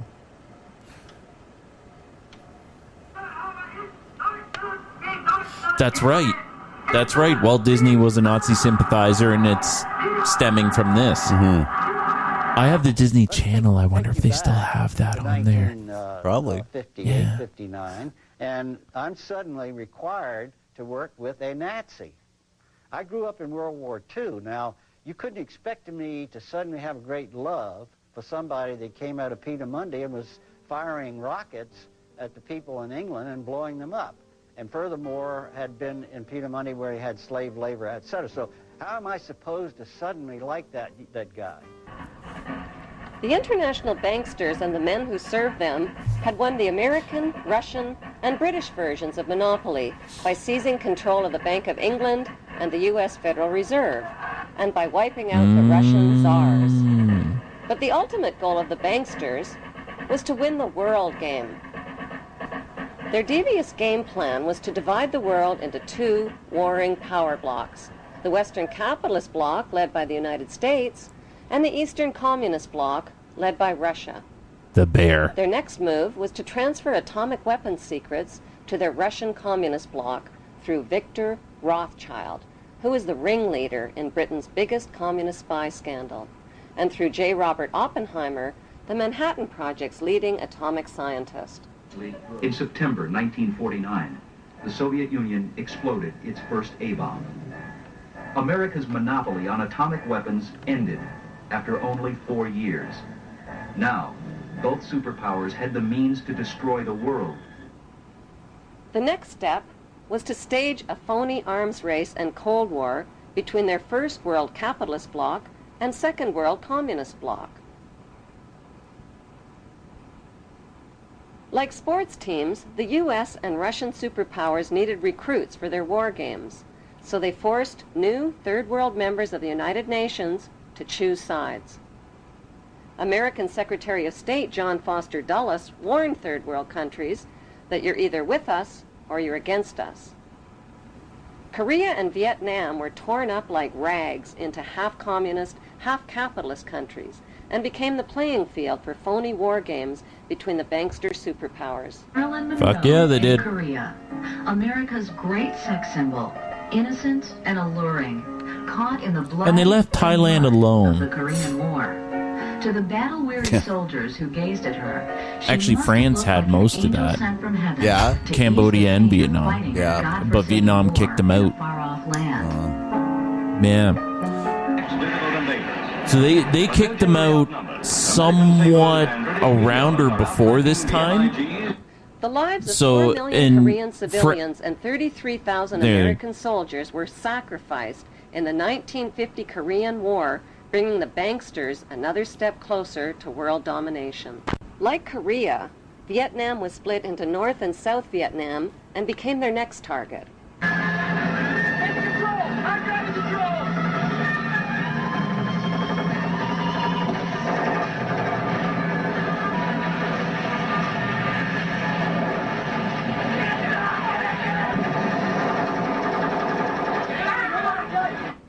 In 1954, the U.S. military dropped millions of tons of bombs on undefended Vietnamese civilians and turned their lush green countryside into blood-red killing fields. It was a butcherous campaign of terror, rape, torture, lies, and cover-ups. The U.S. military, who had already tested 2 radioactive atomic weapons of mass destruction on the people of Japan, decided to test their chemical weapons of mass destruction on the people of Vietnam. And That's them spraying the Agent Orange. yeah. Horrible carcinogen. Terrible chemical. 70 million liters of chemical weapons of mass destruction 70 were million sprayed liters. over the Vietnamese Mhm. people, their water, and their countryside. Not just The them. most lethal God damn it. was Agent Orange, which defoliated, killed, and contaminated everything in its path like a radioactive atomic bomb. To this day, survivors suffer related cancers, genetic deformities, and permanent environmental damage. Oh, yeah. Many U.S. servicemen publicly confessed to their crimes and suffered haunting flashbacks. Yeah, they were all chewed up. I was getting kind of upset that they're not mentioning Cambodia. Cambodia was hit just as much as Vietnam because they didn't know the difference. Yeah, I think they mentioned Cambodia here because I don't know if that's a little bit after this or not. And that's what sparked Pol Pot, who did his genocide. Yeah.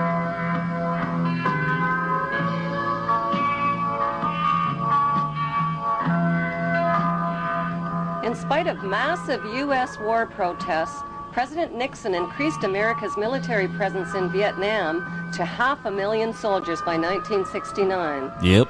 It was Nobel Peace Prize winner Henry Kissinger who convinced Nixon to expand the Vietnam War to the neighboring countries of Cambodia and Laos. There we causing go. a mass murder of another 1 million innocent people and their families. Thank you. On May 4th, 1970, America got a wake-up call.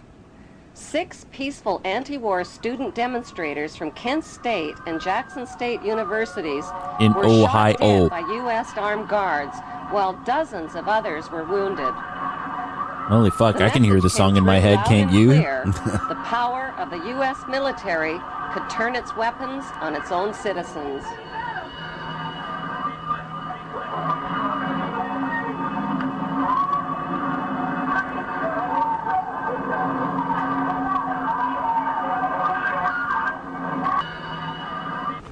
In 1947, the United States played host to an international conference at Bretton Woods to put an end to world poverty and starvation caused by World War II. The idea was to give humanitarian loans to needy nations by creating a World Bank and an International Monetary Fund. But who would be put in charge of these billion-dollar megaloans? Who else but the U.S. Federal Reserve bankster families?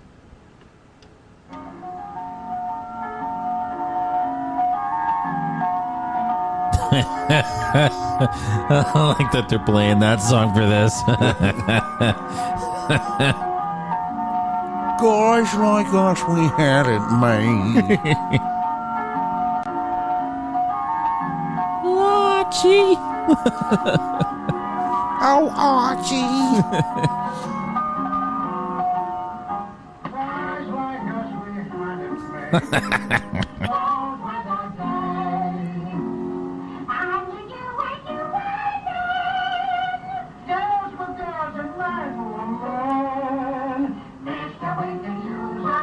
My grandfather kind of looked like Archie Bunker crossed with the Putting Grandpa the U.S. Munster. Federal Reserve banksters in charge of humanitarian loans is like putting pedophiles in charge of daycare centers.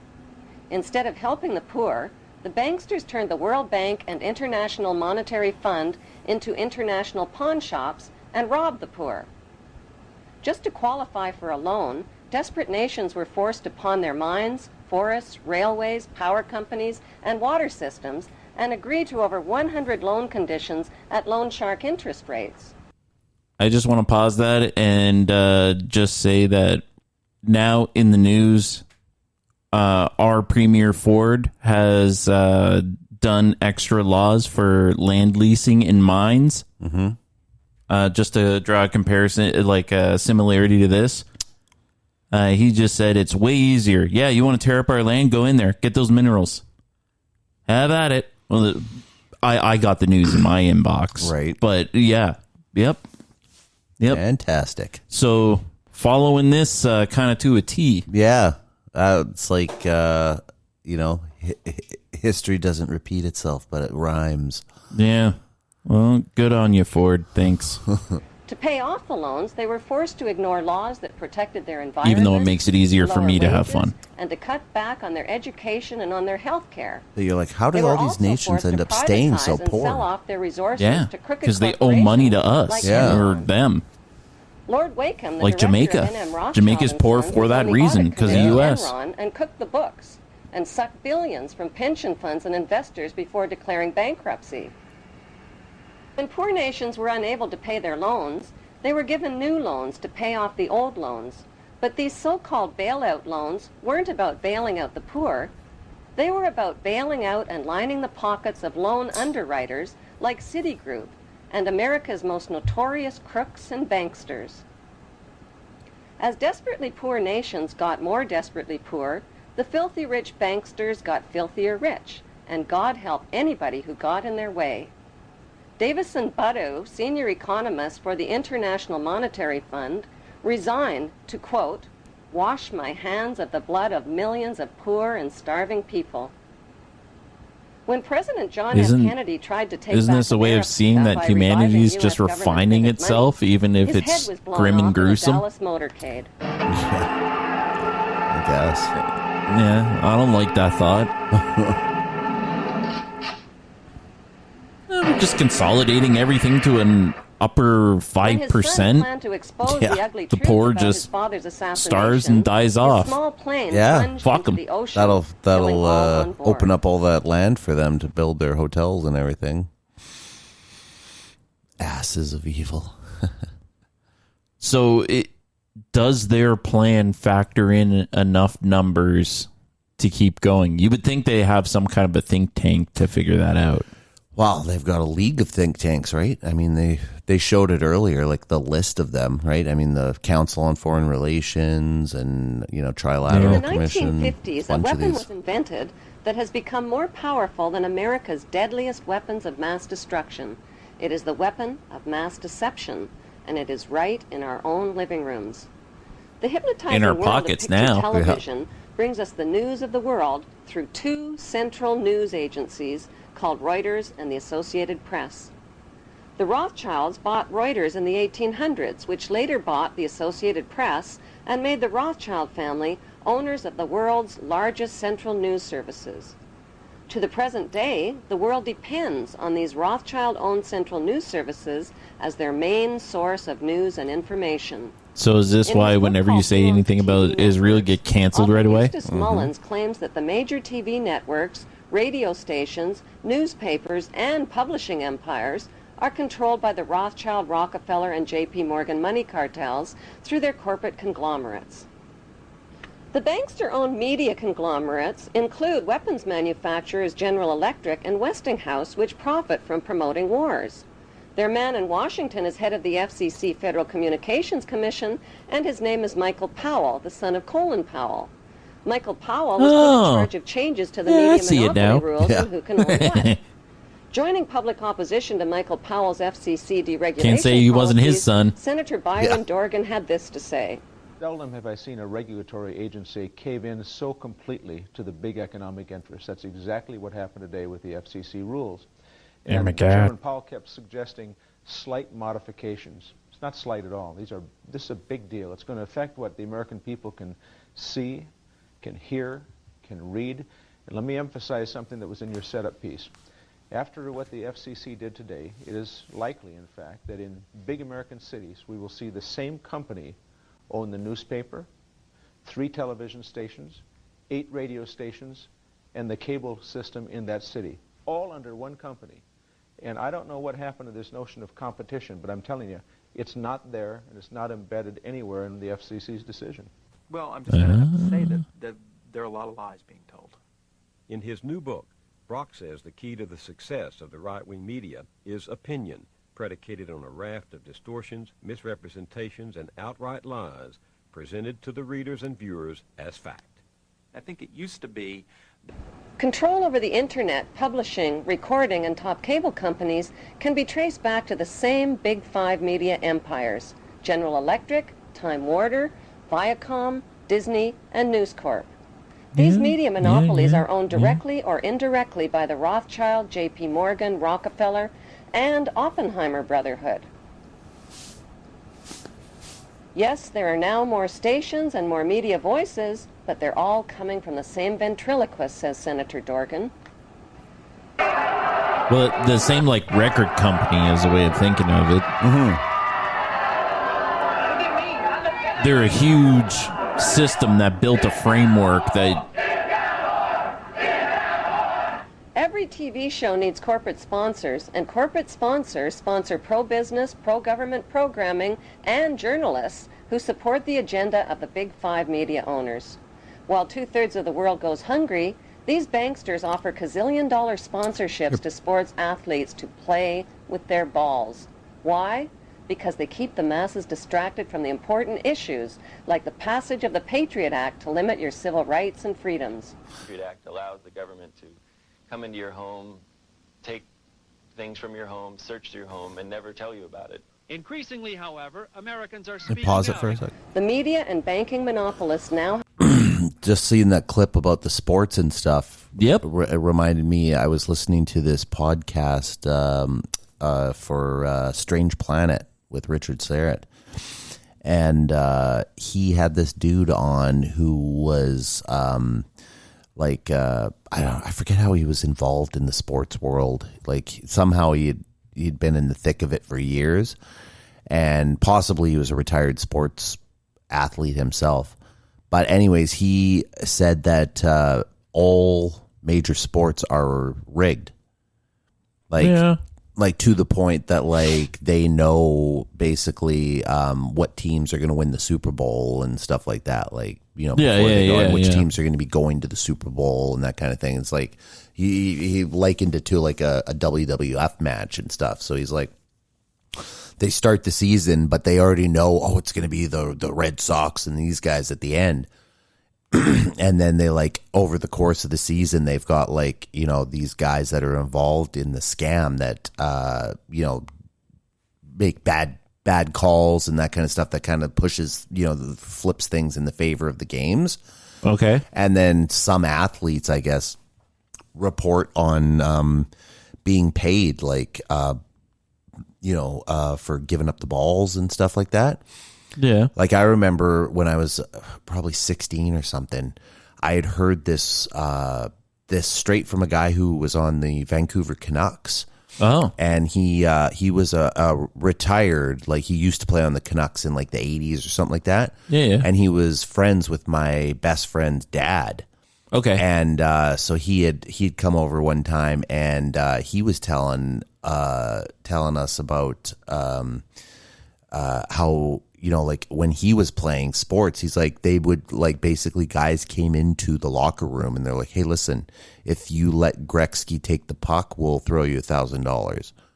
Yeah. You and know? who's going to say no? Yeah, exactly. You know, and then you're like, oh, wow, fucking, how is this guy like so good? He's got all these fucking records and all this kind of stuff, right? Yeah. And it's just like they wanted this like superhero fucking sports guy, you know, that could like, you know, light up the league and just have, you know, like the Michael Jordan of hockey, right? He was that, yeah. Yeah. And I mean, that's, you know, that's what they need for a sport. They need that guy, you know, that's like everyone aspires to be to and goes around, right? He wanted to be that guy.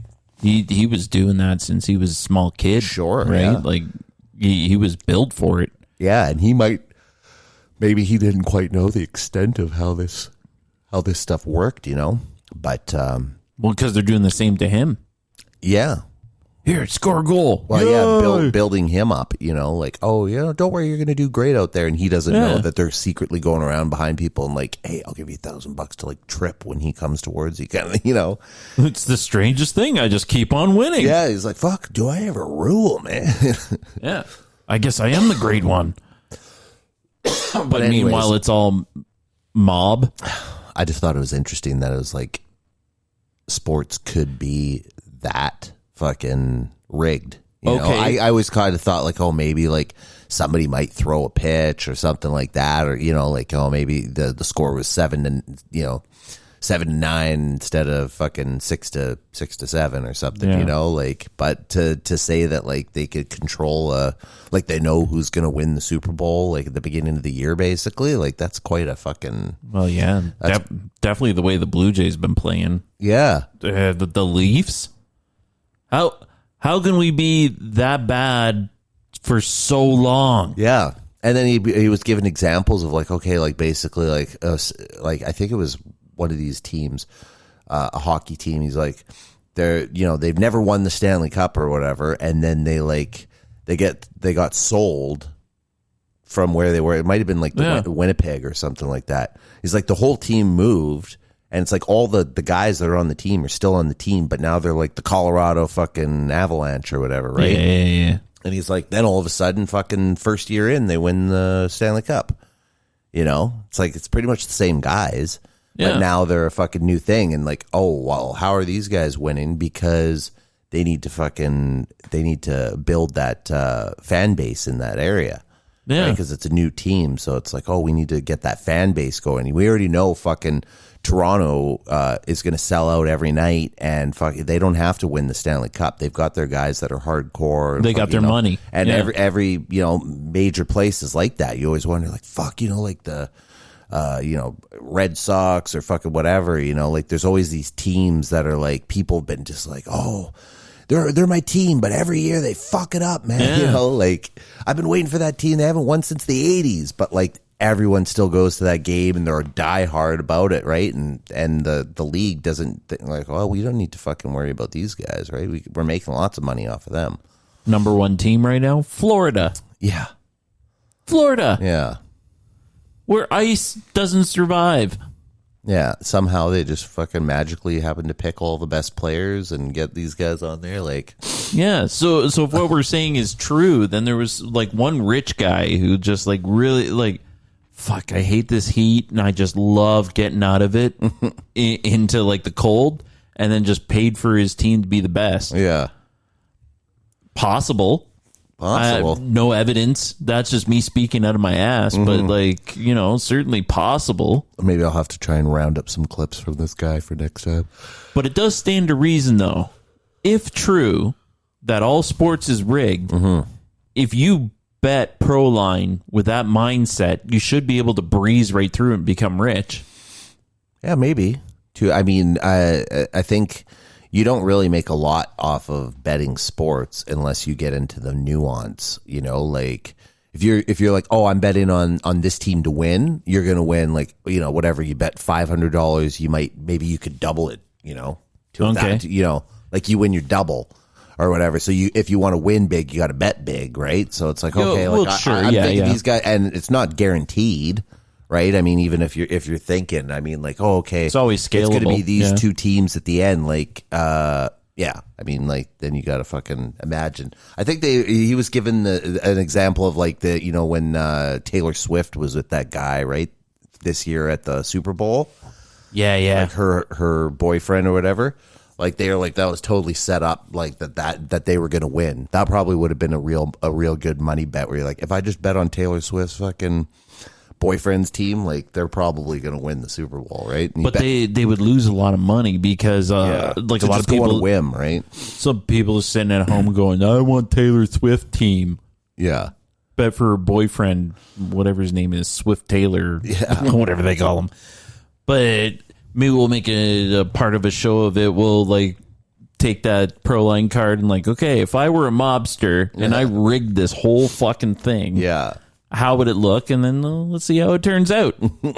You don't have to do like a huge bet off the hop. Like you were saying, it's scalable. Like you win big when you play big. Yeah. And when you're sure of it. Yeah. So when you make the big money is when you do the things like, oh, I bet that fucking, Jimmy Thompson is going to score 3 goals tonight, and the third goal is going to be in the third period, That's when you start getting like 30-1 or, like really making some money, right? So, I don't think you could really make the big money off of it. Sure, you might be able to like, win a few with that mindset of like, oh, okay, this is rigged and I'm going to, get in their head or whatever, right? But all it takes is one bad fucking call or it doesn't maybe go through that time, and then you lost your bankroll. Yeah. I made it up to 3,000. I'm betting 3,000 on this game. Hopefully, I'll make 6,000. Like, nope. Now I'm down to 0. I got to start at 100 again. Yeah. Well, kind of related to all this, I knew I worked at a butcher place once, and they had some Vietnamese guys. They were serious soccer gamblers. Holy shit! I couldn't roll with those guys. And they always had to pay in U.S. money. At lunchtime, they're on the phone and they're like, going crazy. Yeah. Back when we had flip phones, and then the one day, the guy's name was Ho. He showed me, like, look what I lose. I have to pay this, and it was like a fistful of hundreds of U.S. dollars, and it was just like, holy shit! What a kick in the nuts! It was like they would do like 1,000 to 5,000 a day. A day. A day. Wow. There was 4 of them, and they would all talk with each other, and then they were all going in. Oh, so they pool their money and then bet $1,000 or something? I don't know. And split it 4 ways or something? I don't know. Yeah. I do know that they worked at our place by commission. Oh, interesting. Yeah. Yeah. They worked by like, you give me $50 if I can break that hog down. And then they're like, okay, well, I got 50 of them. Like, the 4 of us will be done before lunch. Bum, bum, bum, bum, bum. And then they're all broken down into like sellable pieces. Yeah, all your long pigs. Yeah. And they would make a lot of money that way and work somewhere afterwards. So they were just cutting all day until the night, and that funded their degeneracy. Well, yeah. Until the guy's wife found out, and he cut back. That's the last I heard of it. But he'd tell me some stories, like how they in their community. He was like, "Oh yeah, like we're on the low end." how tight their community is. He's like, "Yo, I know a guy. His wife cheated on him. He killed her in his basement." Wow. Yeah, tied her to her chair and cut veins near the feet. Just let bleed out. Oh wow. Like, this was an older guy who had no benefit of lying to me, Yeah. He's like, and they never found her. Is that what he said? Or like, yeah, buddy went to jail? He took, no. Okay. So his wife just ended up going missing, and then, yeah, he works over in accounting. I guess she wasn't integrated in the community enough to be noticed. Wild. Yeah. Yeah, that's another part of where the immigration part can go dark. Yeah. All right. So let's lighten it up with some World War III. Or break political leaders around the globe. Why haven't the networks made a TV movie of the week about how the Bush family made their family fortune? Let's skip to the next one. Be called The Awful Truth, starring George W. This is kind of just reiterating what we went over Bush, about how the Bushes were running fucking companies that were running stuff for Harriman's Hitler. Railroads, who in turn provides rail Go to shipments 23 for and we'll John see D. where that takes Rockefeller us. Standard Oil, Back to the who in Queen. turn, Might have to on the skip a second couple of these. anniversary of the 9/11 attack on the World Trade Center, George Bush asked for an $87 billion increase in military spending. At the same time, the media released a dramatic video showing Osama bin Laden alive and well and threatening to make the 9/11 attack seem like foreplay. Yet he How never much do followed we thuu on really that one. know about America's Happy he favorite didn't. villain? But he didn't. Multimillionaire Osama bin Laden was the 17th of 52 children fathered by a wealthy construction 52 baron children. named Mohammed bin Laden, who had close ties to the Saudi royal family and the Bush family. In 1979, the American CIA and Pakistan's ISI financed an anti-Soviet I think he had ties to the group in Saudis because Afghanistan he's just known as a guy that fucks a lot. and provoked a 10-year war with the Russians. When the Russians invaded Afghanistan, the CIA hired Osama bin Laden to recruit and train Al-Qaeda fighters. Yeah, to fight rewind the it for Russian 1 army. sec. Back to him. Back to that picture of Osama bin Laden, War and with the pause it there when When he the comes Russians on. invaded Afghanistan, the CIA So apparently, he was Osama bin Laden. There was a CIA asset. like in the conspiracy realm. He was a CIA asset named Tim Osmond. And they show all these pictures of him. And they're like, when you shave him down, like, you know, so he's got no facial hair and stuff, he looks remarkably like Obama. Yeah. Or just a regular black dude. Yeah.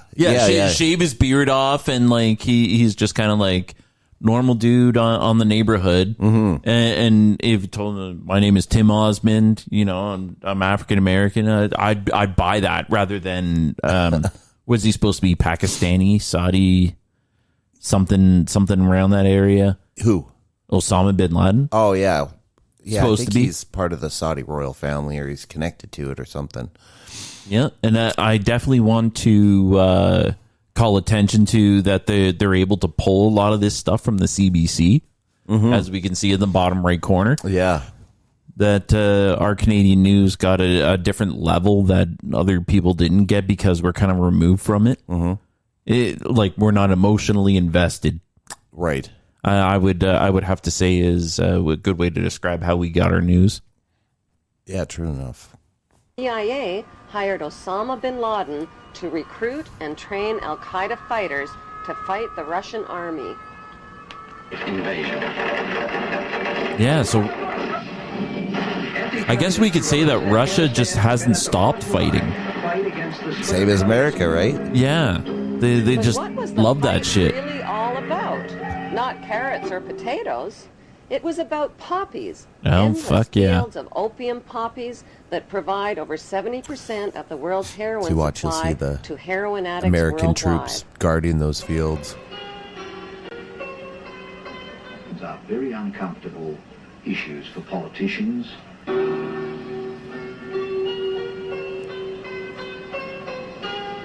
It was a dramatic story. About to ride the brown horse. The media failed to tell us the less heroic side of Afghanistan's freedom fighters. America's new friends had become hooked on the economics of the poppy. This is kind of an interesting story of the Taliban. Many of the Mujahideen radically increased the production of opium, the raw ingredient of heroin. The international drug trade began in 1606 when Queen Elizabeth I built England's wealth by trafficking illegal opium from India to China. British East India Shipping Company and profited handsomely, not just from drug trafficking, but from trafficking African slaves with her slave trader, John Hawkins.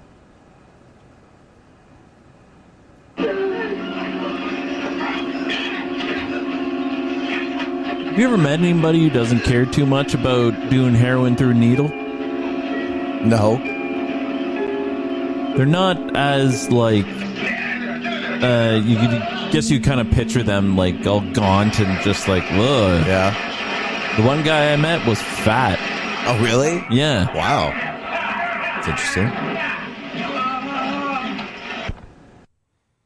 First, knighted her slave trader with the noble title of Sir John Hawkins. By 1830, the British had distanced themselves from dope dealing by granting opium monopoly rights to the Jewish Sassoon family, who became known as the Rothschilds of the Far East. As an agent for the crown, David Sassoon shared his dope profits with Ever heard Queen of Victoria. Vidal Sassoon? Huh. The British East India Same family. a major factory to process the opium here at Gazipur.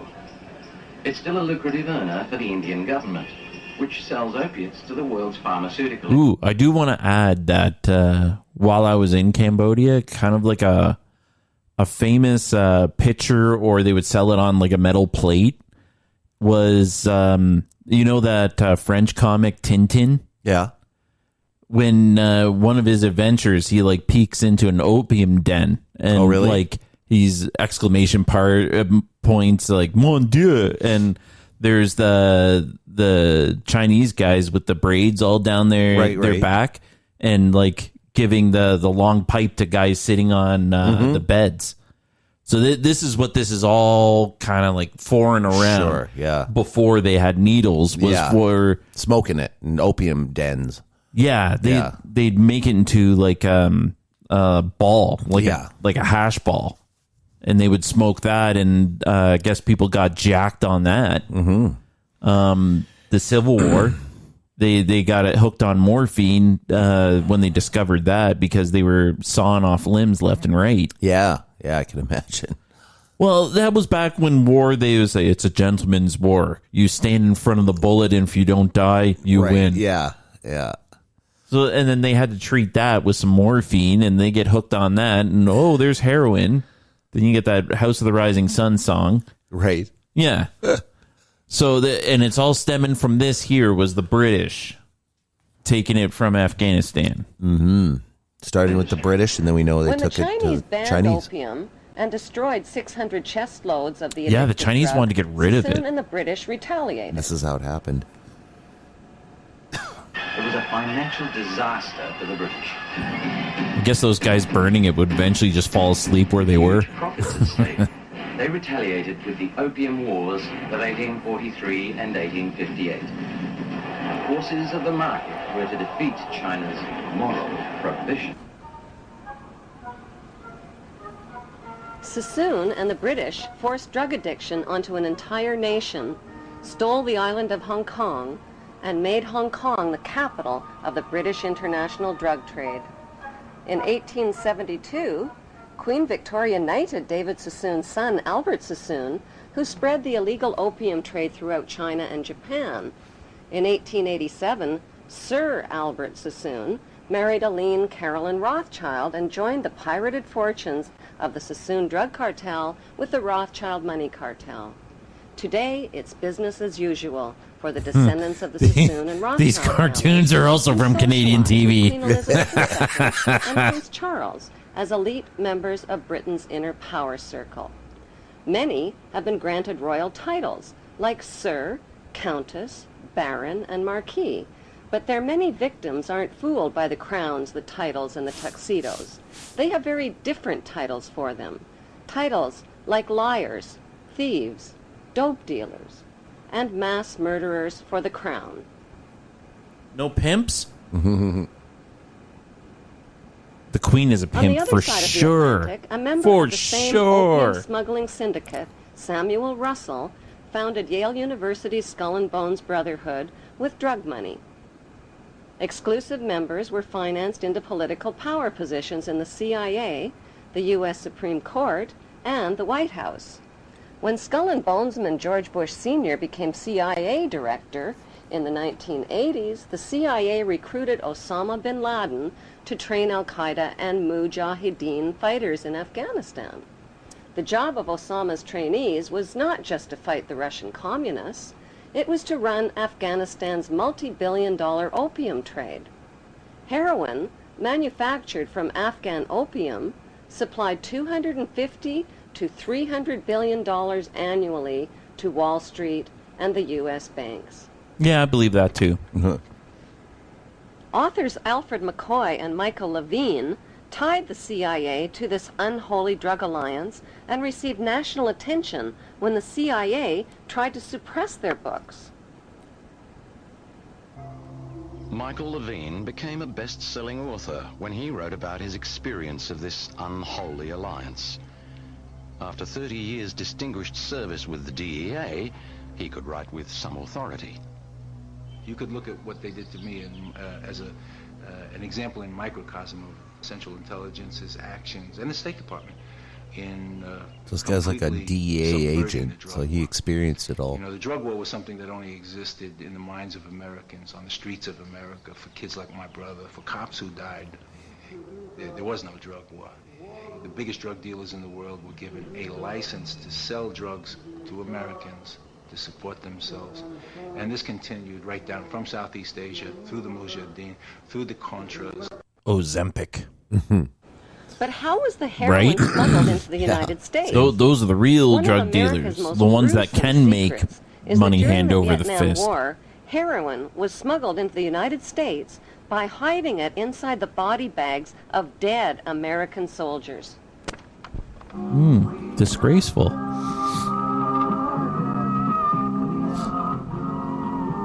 Now I'm pretty sure the major By way the they end do of it the is through 1960s, charities. 1/3 of U.S. soldiers in Vietnam and Yep. close to 1 million Yep. United States citizens were hooked on heroin.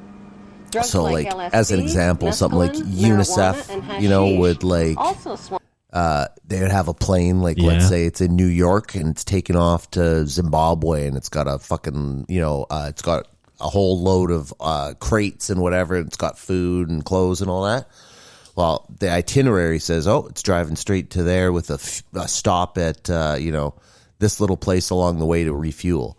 Well, on the way, it ends up like taking a detour. Instead of stopping at this place, it ends up stopping at a Russian-related place. Yeah. Where there's like nobody taking, you know, tail numbers and, you know, keeping track of it.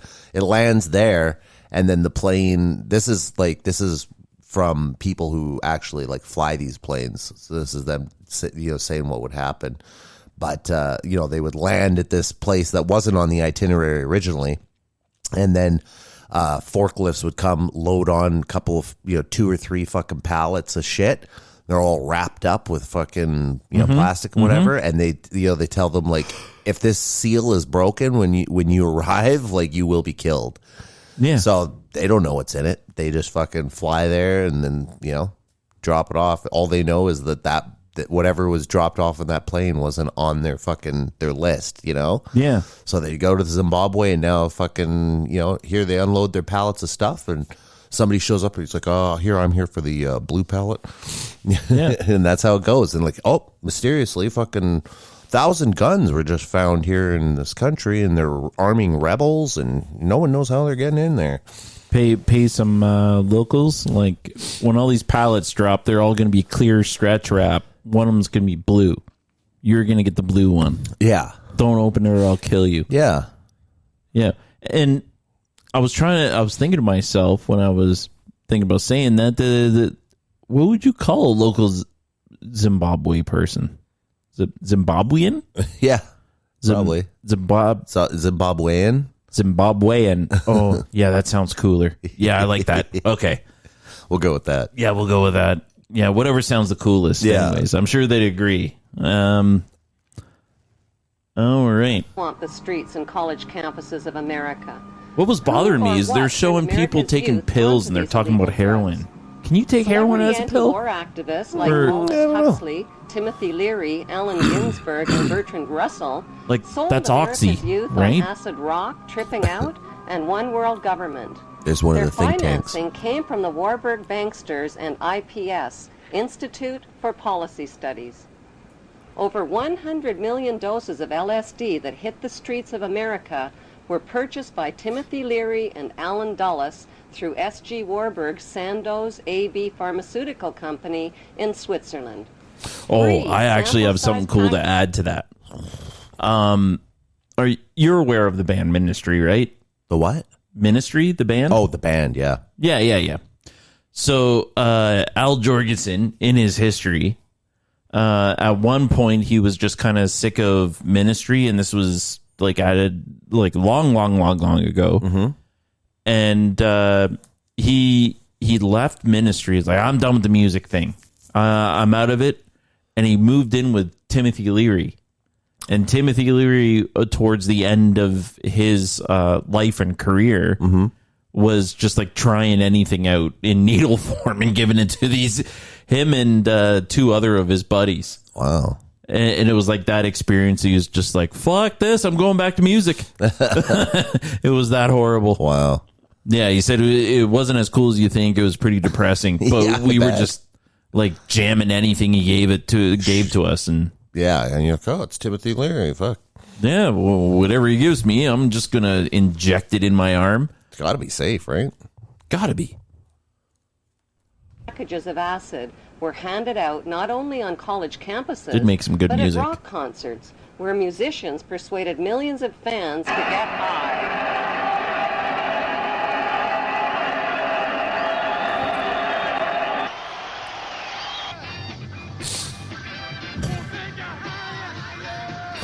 Oh, he just died recently. Hey, Sly and Bailey Stone. Really? Yeah. That's sad because they were great. Mm-hmm. Oh, yeah, Joe Cocker.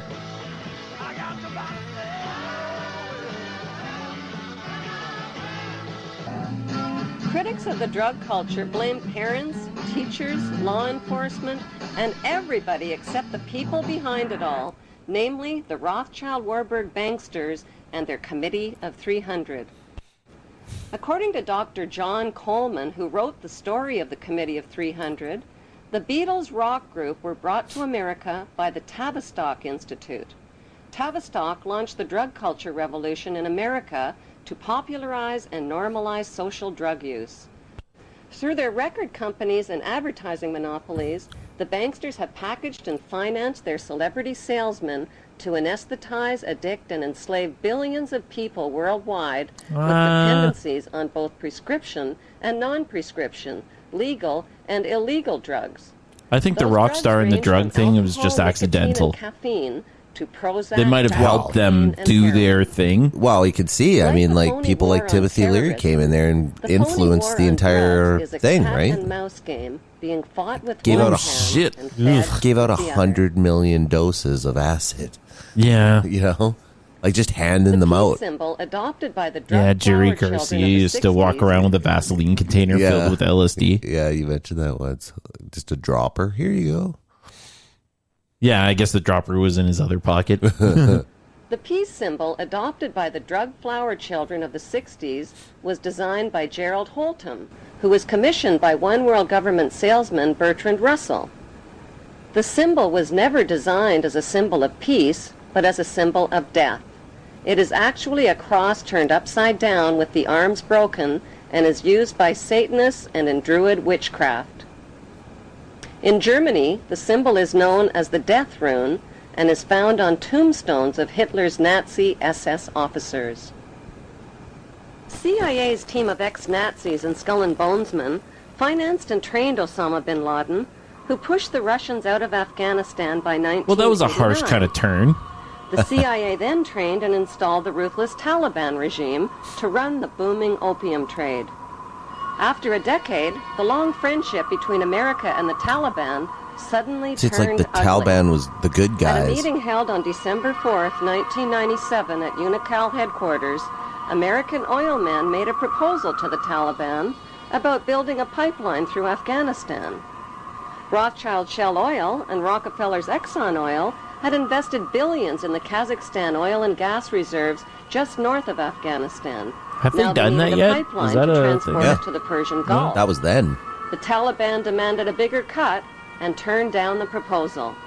Suddenly, the banksters' American-controlled media were calling the Taliban monsters, evildoers, and cruel villains who beat up on women. Well, do they? On July 4th, I don't know. 1999, All you have is the froze fucking the the Taliban's news, US right? assets You trust and them? See, now that's a good point. Like, I do recall seeing that meme go by my feed a million times. This is Iran in the 60s. This is Iran today. Yeah. Taliban bad. Yeah, right? That's all you hear. It's like, oh, the Taliban, bad guys. But here, you don't realize, like, oh, they were like the partners. They were American partners, and America had nothing but good things to say, basically, about the Taliban until they're like, oh, no, you need to give us more money if you want to build this pipeline. Now, right? I want a voice from that area to tell me, like, what it's like. Yeah, maybe I'll put that question out to the internet, see if I get any bites. bank accounts and imposed trade sanctions on Afghanistan. By February 2001, the Taliban destroyed most of Afghanistan's opium crops.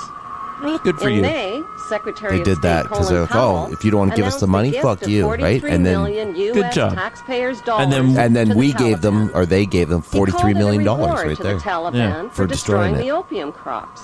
But members of the new George W. Bush White House knew the Taliban would use the $43 million for more sinister purposes. I get it. It's like, how do you fund people you want to do things, right? Like, oh, here's an easy way. Publicly, just like, we're giving them this money, and it's a reward for destroying all that was opium. unable to collect information for years inside Afghanistan. When they had authority to kill bin Laden for over 2.5 years, why were they unable to kill him or his lieutenants? Why didn't they have a better capability to do something about it at the source. Could it Again, a be good that point. the bankster-supported U.S. administration is controlling both sides of the war on terror?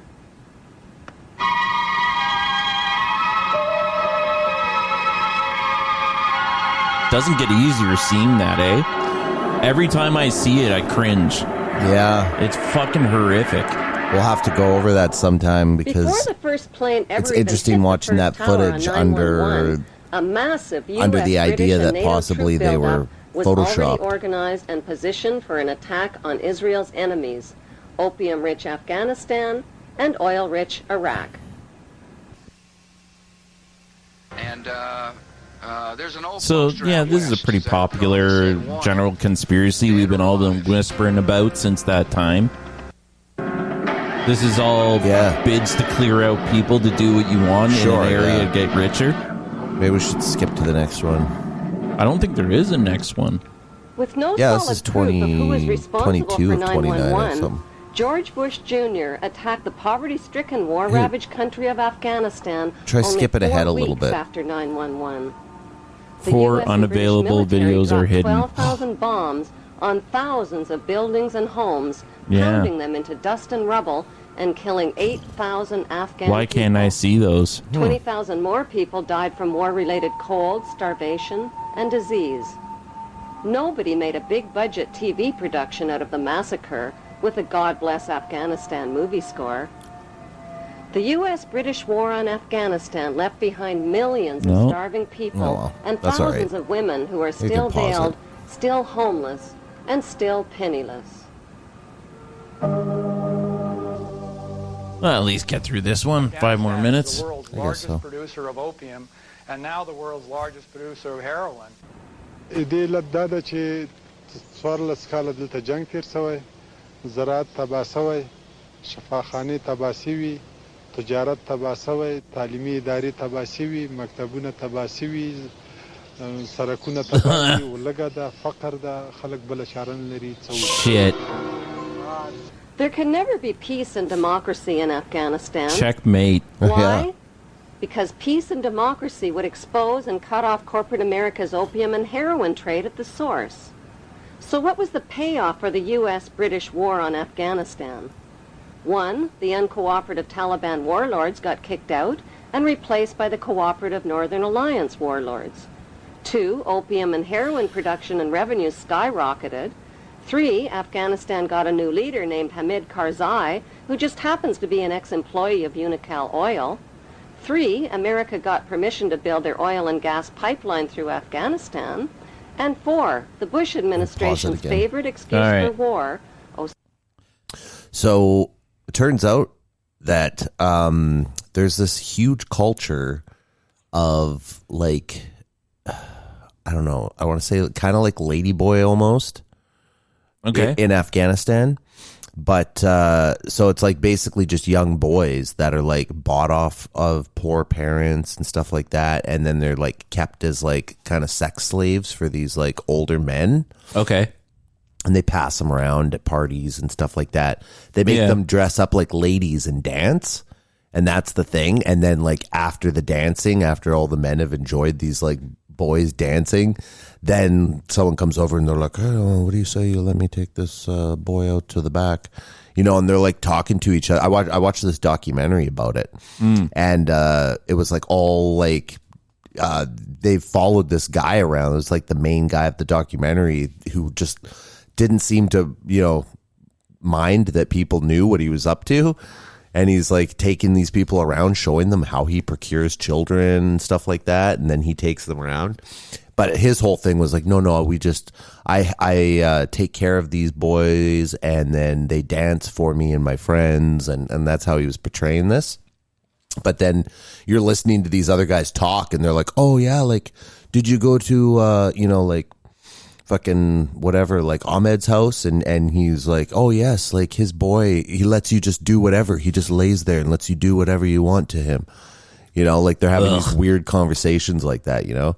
And anyways, so this is like a new thing where like it didn't exist, I guess, and it was popular for a while, but the Taliban made it illegal to do that kind of stuff. You weren't allowed to like raped boys and stuff, you know. But now these Northern Alliance warlords think that it's a good thing, apparently. And now under them, it's become this whole fucking thing where, like, you know, it's a cultural thing now.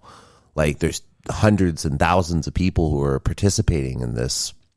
You know, I forget what it's called. They call it like, you know, Al-Aziz or something like that, you know, and it means like boy dancing or something. But do they get heroin? No. This is leading me to believe they get heroin in this deal. Maybe they keep them drugged up a bit, but you know, from what I was watching the documentary, it just seemed like they just basically just, you know, these guys can't really leave because they have nowhere to go. I mean, if they left, it's like, where am I going to sleep tonight? You know, how am I going to feed myself? Yeah. You know, I don't live with my parents anymore. This guy bought me off my parents, so. Look behind that guy right now, Osama bin Laden. I'm going to run away into that, you know, filled with coyotes and scorpions. Yeah, right? Fuck, okay. Or I'll just dance. Or just dance for a needle of heroin. Yeah. Help me sleep and forget where I am, because there's no escape. Just do that until you die.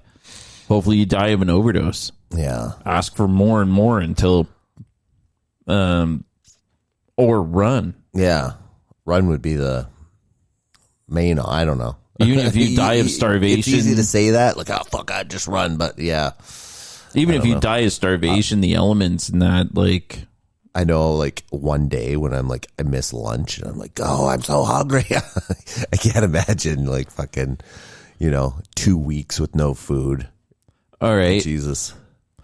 The next time you're at your hungriest at work, look at the oldest guy that's around you and just like, I'd fuck that guy for a sandwich. And be like, oh, all of a sudden my appetite's gone. Yeah, you know what? I'm okay. I can do it. I'm okay. I'll be all right. You know that's fine. like or the most unattractive. Like you'd probably imagine like it's going to be a horrible experience top to bottom. You know, sorry to mention, but podcast I listen to, this guy is kind of like obsessed with like some, they put themselves on either TikTok or YouTube. So they're out in the world and they do their own vlogs. And one of them is a prostitute from Scarborough. Ooh. Yeah. This guy's out of USA and just like found this chick in Scarborough said, she slept with a guy from that part of the world, recently, and had to like use her hands to keep the hair down. And it just kind of underlines like that kind of work. That's hilarious. You got to go through some horrible shit, right? Like, is it? Yeah. Is it don't say she doesn't earn her money. She earns every dollar she gets. Stronger than me, way stronger than me. Yeah, I can't. Pass. No, hard pass. Yeah, even if it was like the gender I'm sexually attracted to, it's like Rasputin. Yeah, you just right? be standing there with like wide eyes, just like getting wafts every once in a while, like yeah, smell like feet and wet dog. I wonder if he was just like normal chill dude to like one buddy beside him, like I stopped bathing and they just won't stop coming near me. Yeah, you know. You should watch a mini doc on Rasputin sometime, like a 10-minute video or something that gives you like the whole rundown of all the weird shit. It's a group of ugly chicks that just have tricked him. Like, I have a husband at home and I need like an erection pill, like a Viagra. And then he just like, it's blue, check it out. And then they end up just using it on him and raping him constantly. Yeah. That's why he's got that look. Fucking gotta get out, man. I want to go home. I'm so tired of this. Yeah. See, when you flip genders, it's funny. Yeah. Yeah. Flip it the other way and fuck. Yeah. Now it's horrifying. The police. Yeah. Like, oh, lady boy. And oh, poor kid. We got to get him out of there. That's like, you know, if the U.S. went on that platform, right? Like how could you not have a CIA operative to go, like they made a documentary about it where this guy was just free and easy, right? Show that to the U.S. pop. This is why we're going in there. Like that culture, that thing, just fucking, if we stop it, it'd make a big difference on the world. A lot of people will live lives much better, like just better vibes everywhere. And as a bonus, we're going to get heroin and oil, and we're going to share it with you, American people. Yeah. That would make a huge, huge difference, where I think you would, like, it'd be hard to put down the percentage number of people that are for it. Yeah. Like, just don't kill anybody. No, we're not going to kill anybody. We're going to, it's an opium utopia. We got to take it over. We got to, like, westernize it, because, like you got to prove to us you're okay as your own society without hurting anybody. Yeah. That's when world police and UN would kind of make sense. Like, you got, like, this African tribe with guys with the same Rasputin eyes, only they're like yellow, and they've stolen 15 boys. Those 15 boys, allegedly, and through the rumors, they're raped constantly. They're put to war. On top of, they don't just dance, they fight. Yeah. They fight and they're raped. Like, at least the other one, they get to get jacked up on heroin and talk about boys with their other lady boys. Right. Yeah. My owner's good. Well, my owner, these African kids, oh, man, do they have a hard life. Oh, yeah. Jeez. I wouldn't want to compare those stories. So, again, USA, Canada, another, like, we're going in and we're just showing a presence, and we're going to do our best not to kill anybody. It might happen because these warlords are pretty tight. Yeah. They won't let anything go. So we might have to shoot one of them. Don't worry, we have video evidence of them raping kids. So, like, it'll be a little bit of a gray area, but that's going to be like the number Batman rules. No killing. Right. The zip ties on everybody's arms, rounding them up instead of this big, horrible, like, immigration. Like, anybody that's bad, oh, you're stepping out of line, come here. And, like, some kind of rehabilitation.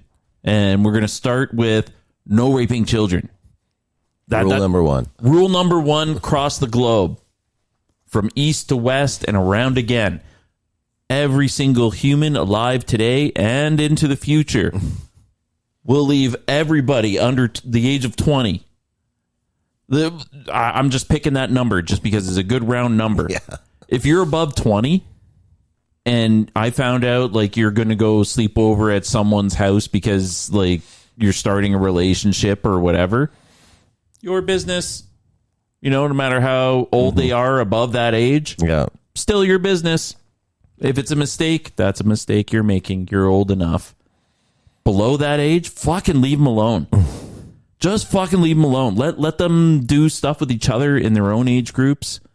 And then that is the hard rule. It's nice, easy, simple, cut and dry. I agree with it. Yeah, but what if she's 19? Fuck off. You know the rule. You know the rule. Are you also 19? Then fuck off. And we're not going to enforce it so hard because there are going to be those little bit of gray areas and stuff like that. But we do have evidence of it being so extreme where you got 50-year-old dudes going after, like, hell on earth, in my opinion. And some of it in Africa, as I've said, where it's extra hot and all the animals want to eat you. Fucking... Jeez, that's a fight that we can fight. Yeah. Eradicate that shit. Okay. I'm in. Osama bin Laden was allowed to escape. Well, America's second favorite excuse for war, that's a good one. Saddam Hussein, has always been America's patsy. In the 1980s, the United States supported Iraq's invasion of its neighbor, Iran, to stop the spread of Iran's Islamic Revolution. This seems America important. Played both sides of the Iran-Iraq war by supplying Saddam with chemical and biological weapons of mass destruction, and at the same time America secretly sold weapons to Iran. The Ayatollah hasn't and aged a illegally day. delivered the money to the Contra-revolutionaries in Central America. Shit. Fucking During the awful. war, the United States sent a special envoy to see Saddam in 1983. He was Donald Rumsfeld, now the U.S. Defense Secretary. The two men discussed how to reinforce Iraq against a common enemy. This was at a time when Iraq was using chemical weapons on Iranian troops. U.S. companies were supplying components. You don't need to show it. I get the idea. By 1990, President George Bush Sr. tricked Iraq into another war with another oil-rich neighbor, Kuwait. How? By supplying Kuwait with horizontal drills that could reach beneath the border of Iraq and siphon oil from Iraq's oil fields. Kuwait used the U.S.-made drills to steal 300,000 barrels of oil per day from Iraq, worth over $3 billion annually. The fuse was lit, and Kuwait did nothing to put it out. Yeah, I remember when they set them all on fire. I was... Which was accessible to both Kuwait and Iraq, and they exceeded... How old are we? Like 9, 10 years old? Something like that? Yeah, something like that. George Bush Sr. officially promised not to interfere in Iraq's legitimate oil battle with Kuwait, but when Saddam's army entered Kuwait to defend their oil reserves, Bush pounced on them. Our goal is not the conquest of Iraq. It is the liberation of Kuwait. You know, if we're talking about synchronicities and stuff, I would say during this time was another golden age for LA. Well, like a golden age, but like they were forefront in our zeitgeist. Like, if you think back to like the Kuwait burning the oil fields, I also immediately think of like Los Angeles culture, the Predator movies, and, you know, it was just such a part of it. And now, like LA, it's like big on our minds right now, and then we're back to Iran. Yeah. America disposed of its toxic waste problem by building radioactive depleted uranium right into their bombs and dropping them on Iraq. That's right. That's right. Phosphorus bombs. He poisoned Iraq's water systems and infrastructure. He weakened the economies of both Kuwait and Iraq, collected giant profits from rationed Iraqi food for oil programs, and landed massive rebuilding contracts in Kuwait. Bush Sr. followed up the Gulf War with 10 long years of deadly trade sanctions that killed another 1.5 million Iraqi people, including 600,000 children who were cut off from medical supplies. And that was the U.S. flexing their strategy. Celebrating different aspects of the war and how grand it all was. And you only find one that points out that this was a war crime, that demonstrates the evidence that shows that we deliberately targeted civilians and killed more than 250,000 people in Iraq. You'll be fighting not to conquer anybody, but to liberate people. In March 2003, President George Bush Jr. launched the second Gulf War. Who fuck?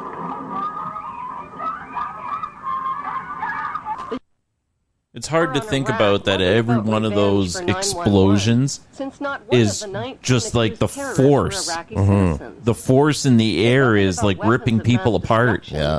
It's not the explosion itself. It wasn't even about Saddam Hussein, who had been financed into power by the U.S. in the first place and who got his chemical and biological weapons from American companies.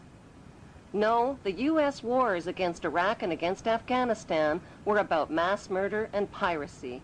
They were about big weapons sales, big oil, big pipelines, big drugs, and big rebuilding contracts. They were about colonizing the Middle East and moving 2 giant steps closer to world domination. But they've done poorly with that. Yeah, that's probably going to be the wrap-up. Who?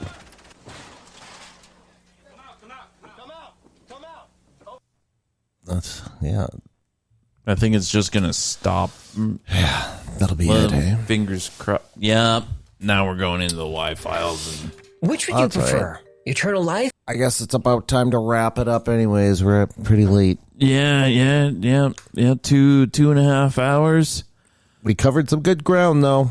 Yeah, I did revisiting the 90s there a little bit. And, I wish we could have finished the series off, but that's okay. Well, I can seek it out.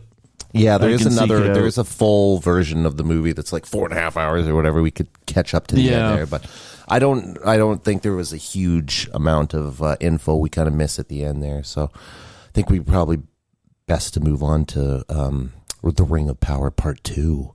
Yeah, it does. Focuses on the royal family. It is important for today. Just because, and like I've highlighted in this show, and if you care to listen to the past, I've said it 5 million times.